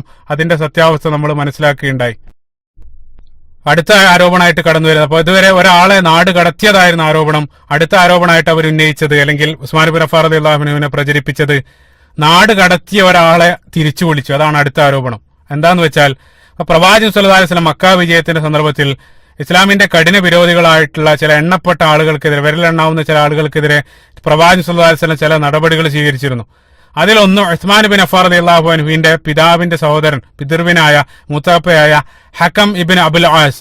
ഹക്കം ഇബ്ൻ അബുൽ ആസ് എന്നറിയപ്പെടുന്ന വ്യക്തിയെ പ്രവാചകൻ സ്വല്ലല്ലാഹു അലൈഹി വസല്ലം മക്കയിൽ നിന്നും ത്വാഇഫിലേക്ക് നാട് കടത്തിയിരുന്നു. അപ്പൊ ഈ ഹക്കം ഇബ്ൻ അബുൽ ആസ് അദ്ദേഹത്തിന് ഒരു മകനുണ്ട്. അദ്ദേഹം ഈ സന്ദർഭത്തിൽ ഉസ്മാൻ ബിൻ അഫ്ഫാർ റളിയല്ലാഹു അൻഹുവിന്റെ പ്രൈവറ്റ് സെക്രട്ടറിയാണ്. പക്ഷേ 10-20 വർഷം കഴിഞ്ഞാൽ അദ്ദേഹം മുസ്ലിം ഉമ്മത്തിന്റെ ഖലീഫയാകാൻ പോകുന്ന വ്യക്തിയാണ്. ആരാണെന്നറിയാം? അദ്ദേഹം മർവാൻ ഇബ്ൻ ഹക്കം. മർവാൻ ഇബ്ൻ ഹക്കം എന്നറിയപ്പെടുന്ന ഒരു മകൻ ഹക്കം ഇബ്ൻ അബുൽ ആസിനുണ്ട്. അതായത് നമുക്കറിയാം പ്രസിദ്ധനായിട്ടുള്ള ഖലീഫയാണ്. ഉമവി ഭരണകൂടത്തിന്റെ ആ ഭരണകൂടത്തിന്റെ സ്ട്രക്ചർ നമ്മൾ ഒന്ന് മനസ്സിലാക്കേണ്ടത്. അതായത് മുആവിയ റളിയല്ലാഹു അൻഹു ആണ് ഉമവി ഭരണകൂടം ആരംഭിക്കുന്നത്. മുആവിയ റളിയല്ലാഹു അൻഹു ആരംഭിക്കുന്നു. അതിനുശേഷം പിന്നീട് അദ്ദേഹത്തിന്റെ മകനായിട്ട് അധികാരത്തിൽ വരുന്നത് യസീദ് ബിൻ മുആവിയാണ്, രണ്ടാമതായിട്ട് കടന്നു വരുന്നത്. യസീദ് ബിൻ മുആവിയക്ക് ശേഷം അദ്ദേഹത്തിന്റെ മകനായ മുആവിയ ബിൻ യസീദ്, അതായത് അദ്ദേഹത്തിന്റെ പേര് മുആവിയാണ്, അതായത് ഒറിജിനൽ മുആവിയ അല്ല, ആ ഒറിജിനൽ അതായത് മുആവിയ റളിയല്ലാഹു അൻഹുവിന്റെ പേരക്കിടാവിന്റെ പേരും മുആവിയ എന്നായിരുന്നു. ആ പേരക്കിട അതായത് മൂന്നാമതായിട്ട് വരുന്ന മുആവിയ, ആ മുആവിയ റളിയല്ലാഹു അൻഹു അദ്ദേഹം അധികാരത്തിൽ വരുന്ന സന്ദർഭത്തിൽ അദ്ദേഹത്തിന്റെ പ്രായം വെറും 19 വയസ്സ് മാത്രമായിരുന്നു. അദ്ദേഹം വെറും 40 ദിവസം മാത്രമാണ് ഭരിച്ചത്. 40ാമത്തെ ദിവസം അദ്ദേഹം രോഗബാധിതനായിട്ട് മരണപ്പെടുകയാണ് ഉണ്ടായത്. ആ മരണപ്പെടുന്ന സന്ദർഭത്തിൽ ആ മുആവിയ, അതായത് ഞാൻ പറയുന്നത് സ്വഹാബിയായിട്ടുള്ള മുആവിയ അല്ല, മറിച്ച് ആ മുആവിയ റളിയല്ലാഹു അൻഹുവിന്റെ പേരക്കിടാവായ യസീദ് ബിൻ മുആവിയ അദ്ദേഹം മരണപ്പെടുന്ന സന്ദർഭത്തിൽ അദ്ദേഹത്തിന് കുട്ടികളൊന്നും ഉണ്ടായിരുന്നില്ല. അപ്പൊ അതുകൊണ്ട് തന്നെ പിന്നീട് ആ മുആവിയ കുടുംബ പരമ്പര അവിടെ ഭരണം അവസാനിപ്പിച്ച് പിന്നീട് ഉമവികളിൽ നിന്നും അധികാരം ഏറ്റെടുക്കുന്നത് മർവാന്റെ കുടുംബമാണ്. മർവാൻ ഇബ്ൻ ഹക്കമാണ് പിന്നീട് ഖലീഫയായിട്ട് വരുന്നത്. അതായത് നമ്മളിപ്പോ പറഞ്ഞുകൊണ്ടിരിക്കുന്ന ഹക്കം ഇബ്ൻ അബുൽ ആസിന്റെ മകനായ മർവാൻ ഇബ്ൻ ഹക്കം, അതായത് ഉസ്മാൻ ബിൻ അഫ്ഫാർ റളിയല്ലാഹു അൻഹുവിന്റെ പ്രൈവറ്റ് സെക്രട്ടറിയായി ഇപ്പോൾ പ്രവർത്തിച്ചുകൊണ്ടിരിക്കുന്ന ആ വ്യക്തിയാണ് പിന്നീട് ഖിലാഫത്ത് സ്ഥാനത്തേക്ക് വരുന്നത്. പിന്നീട് നമുക്ക് അദ്ദേഹത്തിന്റെ കുടുംബ പരമ്പരയാണ് പിന്നീട് ഉമവികളുടെ ഭരണത്തിൽ ഉടനീളം വരുന്നത്. അദ്ദേഹത്തിന്റെ മകനായിട്ട് പിന്നീട് അബ്ദുൽ മലിക് ബിൻ മർവാൻ വരുന്നു. അബ്ദുൽ മലിക് ബിൻ മർവാന്റെ 4 മക്കളും പിന്നീട് ഒന്നിനു പിറകെ മറ്റൊന്നായിട്ട് തുടർച്ചയായിട്ട് ഖലീഫയാണ്. ഇസ്ലാമിക ചരിത്രത്തിൽ അതിനിടയിൽ ഉമർ ബിൻ അബ്ദുൽ അസീസ് റഹിമഹുല്ലാഹ് അദ്ദേഹം വരുന്നുണ്ട്. അതായത് ഇസ്ലാമിക ചരിത്രത്തിൽ ഒരു പിതാവിന്റെ 4 മക്കളും തുടർച്ചയായിട്ട് ഖലീഫയായ ചരിത്രം നമ്മൾ കാണില്ല, ഈ ഒരൊറ്റ സന്ദർഭത്തിൽ മാത്രം. അതായത് അബ്ദുൽ മലിക് ബിൻ മർവാൻ റഹിമഹുല്ലാഹ് അദ്ദേഹത്തിന് മാത്രമാണ് ആ സൗഭാഗ്യം ലഭിച്ചത്. അദ്ദേഹത്തിന്റെ 4 മക്കളും ഉമവി ഖലീഫകളായിട്ട് പിന്നീട് വരുന്നുണ്ട്. നമ്മളേതായാലും അതല്ല നമ്മുടെ വിഷയം, നമ്മുടെ വിഷയത്തിലേക്ക് വരികയാണ്. അതായത് പ്രവാചകൻ സല്ലല്ലാഹു അലൈഹി വസല്ലം നാട് കടത്തിയ ഹക്കം ഇബ്ൻ അബുൽ ആസ്, ആ അദ്ദേഹത്തെയും അദ്ദേഹത്തിന്റെ കുടുംബത്തെയും ഉസ്മാൻ ബിൻ അഫ്ഫാർ റളിയല്ലാഹു അൻഹു മദീനയിലേക്ക് തിരിച്ചു വിളിച്ചു. അതായിരുന്നു അവരുടെ ഏറ്റവും വലിയ ആരോപണം. നബി സല്ലല്ലാഹു അലൈഹി വസല്ലം നാട് കടത്തിയ ഒരാളെ എങ്ങനെ ഉസ്മാൻ ഇബ്ൻ അഫ്ഫാർ റളിയല്ലാഹു അൻഹു തിരിച്ചു വിളിക്കും? അതാണ് അവർ ഉന്നയിച്ച ഒരു ചോദ്യം. മറുപടി വളരെ ലളിതാണ്. ഉസ്മാൻ ബിൻ അഫ്ഫാർ റളിയല്ലാഹു അൻഹു ആ ഒരു ആരോപണത്തിനും വളരെ ലളിതമായിട്ട് മറുപടി പറഞ്ഞു. അദ്ദേഹം പറഞ്ഞു, അതായത് പണ്ഡിതന്മാരെ അഭിപ്രായപ്പെടുന്നത്, ഒരഭിപ്രായം എന്താണെന്ന് വെച്ചാൽ നബി സല്ലല്ലാഹു അലൈഹി വസല്ലമയുടെ ജീവിത കാലഘട്ടത്തിൽ തന്നെ യഥാർത്ഥത്തിൽ ഹക്കം ഇബ്ൻ അബുൽ ആസിനെ പ്രവാചകൻ മക്കയിലേക്ക് തിരിച്ചു വിളിച്ചിരുന്നു. അതാണ് ഒന്നാമത്തെ അഭിപ്രായം. ഇനി അങ്ങനെ നടന്നിട്ടില്ല, അല്ലെങ്കിൽ പ്രവാചകൻ അദ്ദേഹത്തെ തിരിച്ചു വിളിച്ചിട്ടില്ല എന്ന് സങ്കല്പിച്ചാലും അതെങ്ങനെ ഒരു പ്രശ്നമാണ് അല്ലെങ്കിൽ ഒരു ആരോപണമായിട്ട് മാറുക? എന്താന്ന് വെച്ചാൽ ഒരാളെ നാട് കടത്തിയാൽ ആ വിലക്ക് കാലാകാലം നിലനിൽക്കുന്നതല്ല. സ്വാഭാവികമായിട്ടും അടുത്ത ഭരണാധികാരി വരുന്ന സന്ദർഭത്തിൽ അവർ നന്നായി കഴിഞ്ഞാൽ ആ വിലക്ക് പിൻവലിക്കാം. ആ ഒരു അർത്ഥത്തിൽ ഉസ്മാൻ ബിൻ അഫ്ഫാർ റളിയല്ലാഹു അൻഹു ആ വിലക്ക് നീക്കി. അതിനേക്കാൾ ഏറ്റവും പ്രധാനപ്പെട്ട ഒരു പോയിന്റ് എന്താണെന്ന് വെച്ചാൽ പ്രവാചകൻ സ്വല്ലല്ലാഹു അലൈഹി വസല്ലം അദ്ദേഹത്തെ നാട് കടത്തിയത് മക്കയിൽ നിന്നും ത്വാഇഫിലേക്കാണ്. പക്ഷേ ഉസ്മാൻ ബിൻ അഫ്ഫാർ റളിയല്ലാഹു അൻഹു അദ്ദേഹത്തെ മക്കയിലേക്കല്ല വിളിച്ചത്, മറിച്ച് മദീനയിലേക്ക് തിരിച്ച് പ്രവേശിക്കാനുള്ള അനുമതിയാണ് ഉസ്മാൻ ബിൻ അഫ്ഫാർ റളിയല്ലാഹു അൻഹു നൽകിയത്. അപ്പൊ അതിലെന്താണ് തെറ്റ്? അല്ലെങ്കിൽ പിതാവ് ചെയ്ത തെറ്റിന് മകൻ എന്തിനു പഴിക്കണം? നമുക്കറിയാം മർവാൻ ഇബ്ൻ ഹക്കം അദ്ദേഹം ഏറ്റവും നല്ലൊരു വ്യക്തി, ഏറ്റവും നല്ലൊരു ഭരണാധികാരിയായിരുന്നെന്ന് സ്വഹാബികളും ത്വാബീങ്ങളും എല്ലാം അഭിപ്രായപ്പെടുന്നതായിട്ട് വളരെ നല്ല വ്യക്തിയായിരുന്നു. അതുകൊണ്ട് തന്നെ അദ്ദേഹം പിതാവ് ചെയ്തൊരു തെറ്റിന് മകനെ എന്തിനു പഴിക്കണം? ഇതായിരുന്നു അവരുടെ മറ്റൊരു ആരോപണം. ആ ആരോപണത്തിലും യാതൊരു കടമ്പുമില്ലെന്ന് വളരെ കൃത്യമായിട്ട് നമ്മൾ ഇത്ര മനസ്സിലാക്കിയാൽ തന്നെ അത് നമുക്ക് മനസ്സിലാക്കാൻ സാധിക്കുകയാണ്. അപ്പൊ വെറുതെ ഓരോന്ന് പറയാം, അതായത് അവരുടെ മറ്റു ചില ലക്ഷ്യങ്ങൾ നടപ്പിലാക്കാൻ വേണ്ടി ഇത്തരത്തിൽ ബാലിശമായിട്ടുള്ള ചില ആരോപണങ്ങൾ അവർ ഉന്നയിക്കുക മാത്രമാണ് ചെയ്തത്. പിന്നീടുള്ള ഏറ്റവും പ്രധാനപ്പെട്ട ഒരു ആരോപണം പലപ്പോഴും നമ്മൾ കേൾക്കാറുള്ളത് ഉസ്മാൻ ബിൻ അഫ്ഫാർ റളിയല്ലാഹു അൻഹു തന്റെ കുടുംബക്കാർക്ക് പ്രത്യേക അധികാരവും പണവും എല്ലാം നൽകി എന്നുള്ളതാണ്. അതിനും ഉസ്മാൻ ബിൻ അഫ്ഫാർ റളിയല്ലാഹു അൻഹു വളരെ മനോഹരമായിട്ട് മറുപടി നൽകുന്നുണ്ട്. ഉസ്മാൻ ബിൻ അഫ്ഫാർ റളിയല്ലാഹു അൻഹുവിന്റെ കുടുംബം നമുക്കറിയാം, ബനു ഉമയ്യ, അത് വലിയ കുടുംബമായിരുന്നു. പ്രത്യേകം മനസ്സിലാക്കണം, മുമ്പ് വന്ന രണ്ട് ഖലീഫമാരെക്കാളെല്ലാം, അതായത് മുമ്പുള്ള ഖലീഫമാർ അബൂബക്കർ സിദ്ദീഖ് റളിയല്ലാഹു അൻഹു അദ്ദേഹം ഖുറൈശികളിൽപ്പെട്ട ബനു തൈം ഗോത്രക്കാരനാണ്. ഉമർ ഇബ്നു ഖത്താബ് റളിയല്ലാഹു അൻഹു ബനു അദി ഗോത്രക്കാരനാണ്. അപ്പൊ ഈ ഖുറൈശി ഗോത്രങ്ങളെല്ലാം വളരെ കുറച്ച് ആളുകൾ മാത്രമുള്ള ചെറിയ, അതായത് ഖുറൈശി എന്നുള്ള ആ വലിയ കുടുംബത്തിലുള്ള ചെറിയ ചെറിയ ഗോത്രങ്ങൾ മാത്രമാണ്. പക്ഷേ അതേ സന്ദർഭത്തിൽ ഉസ്മാൻ ഇബ്നു അഫ്ഫാൻ റളിയല്ലാഹു അൻഹുവിന്റെ കുടുംബം ബനു ഉമയ്യ എന്നുള്ളത് വലിയ കുടുംബമായിരുന്നു. മാത്രമല്ല അവർ അധികാരം കൈകാര്യം ചെയ്യാൻ അവർക്ക് പ്രത്യേക കഴിവുണ്ടായിരുന്നു. ഇപ്പൊ നമുക്കറിയാം ഉമർ ഇബ്നു ഖത്താബ് റളിയല്ലാഹു അൻഹു എല്ലാം ആ കഴിവ് പ്രത്യേകം മനസ്സിലാക്കിക്കൊണ്ടാണ് മുആവിയ റളിയല്ലാഹു അൻഹുവിന് ഏറ്റവും സുപ്രധാനമായിട്ടുള്ള ഒരു പോയിന്റിൽ ഗവർണറായിട്ടെല്ലാം വെക്കാനുള്ള കാരണം. ഭരണത്തിൽ പ്രത്യേകമായിട്ടുള്ള കഴിവ് അവർക്ക് പുരാതന കാലഘട്ടം മുതലേ അവർക്കുണ്ടായിരുന്നു. നമുക്കറിയാം അബൂ സുഫിയാന്റെയും അവരുടെയൊക്കെ ചരിത്രം നമുക്കറിയാവുന്നതാണ്.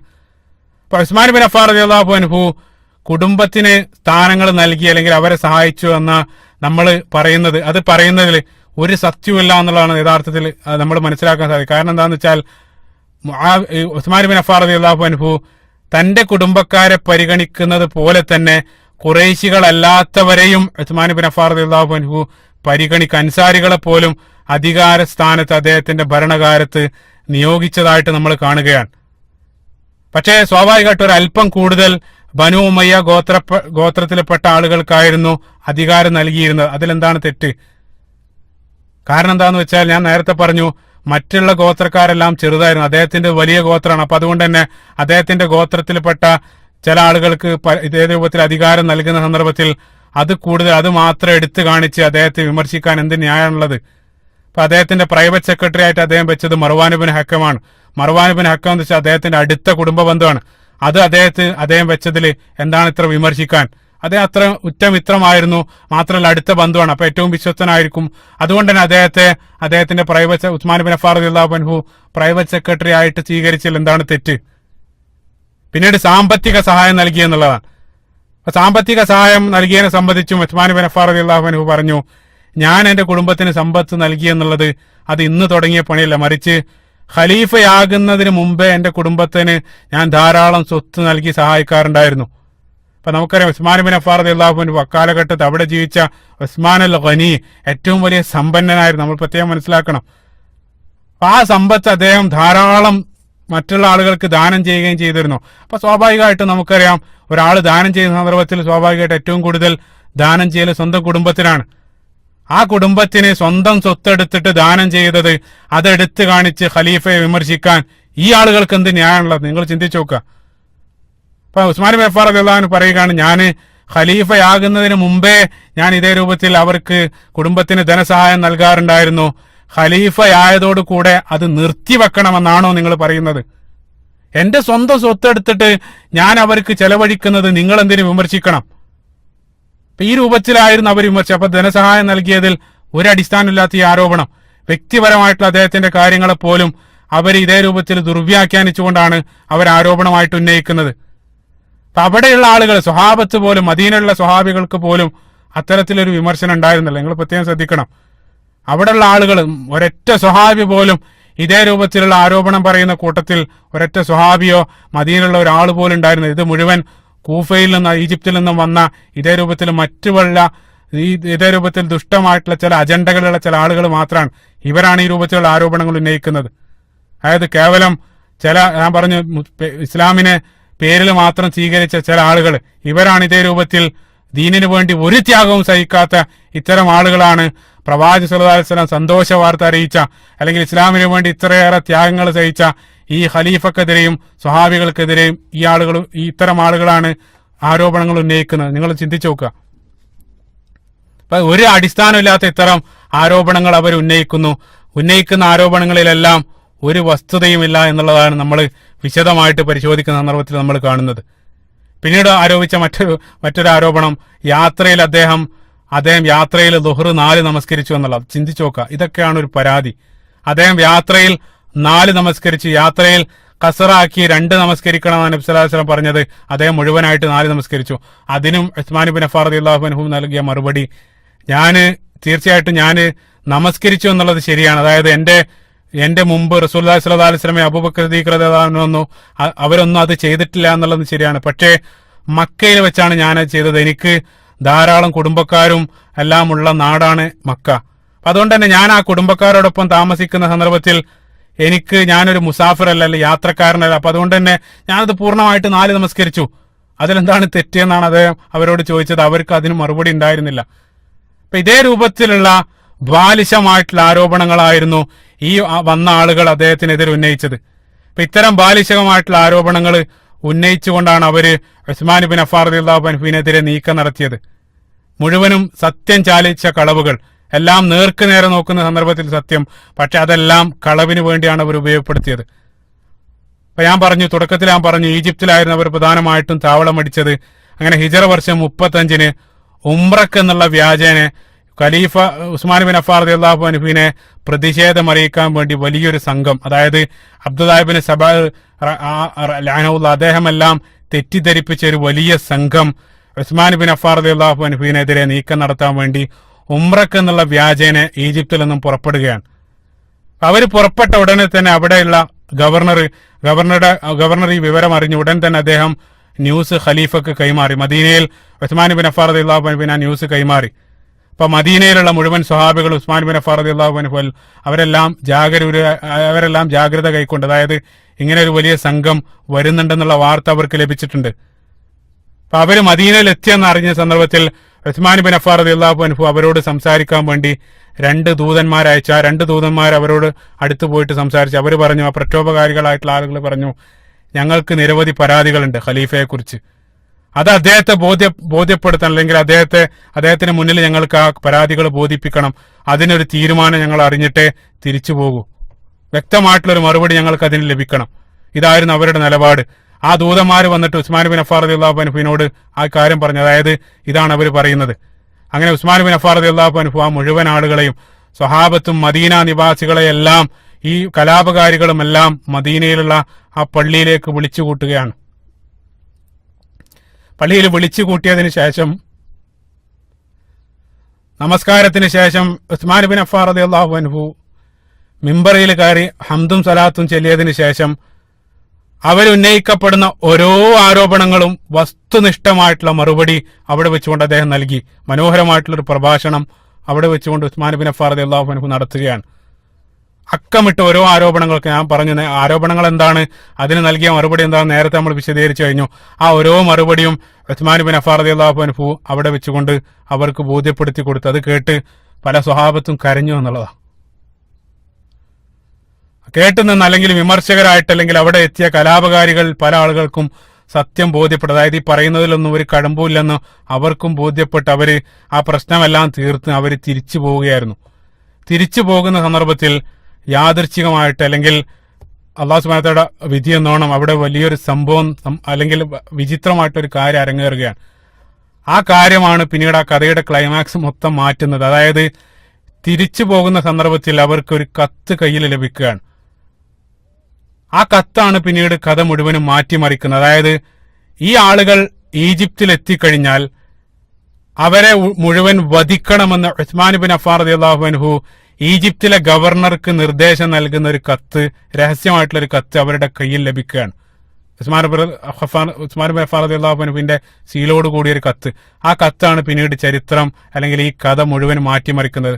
എന്തായിരുന്നു കത്ത്, എങ്ങനെയാണ് ആ കത്ത് അവിടെ വന്നത്, അതിനെ സംബന്ധിച്ച് ഇൻഷാ അല്ലാഹ് അടുത്ത ഭാഗത്ത് നമ്മൾ വിശദമായിട്ട് പരാമർശിക്കുന്നു. അല്ലാഹു സുബ്ഹാനഹു വ തആല ഈ സ്വഹാബത്തിന്റെ അവർ കാണിച്ചെന്ന ആ പാതയിലൂടെ അതിലൂടെ നടക്കാനും ആ സ്വഹാബത്തിനെ സ്നേഹിക്കാനും അവരോടൊപ്പം നാളെ മരണാനന്തര ജീവിതത്തിൽ ഒരുമിച്ച് കൂടാനുള്ള സൗഭാഗ്യം അല്ലാഹു സുബ്ഹാനഹു വ തആല നമുക്ക് നൽകുമാറാകട്ടെ. റബ്ബന ആതിനാ ഫിദ്ദുനിയ ഹസന വഫിൽ ആഖിറതി ഹസനതൻ വഖിനാ അദാബന്നാർ. റബ്ബന തഖബ്ബൽ മിന്നാ ഇന്നക അൻത സമീഉൽ അലീം വതുബ് അലൈനാ ഇന്നക അൻത തവ്വാബുർ റഹീം. അസ്സലാമു അലൈക്കും വറഹ്മത്തുള്ളാഹി.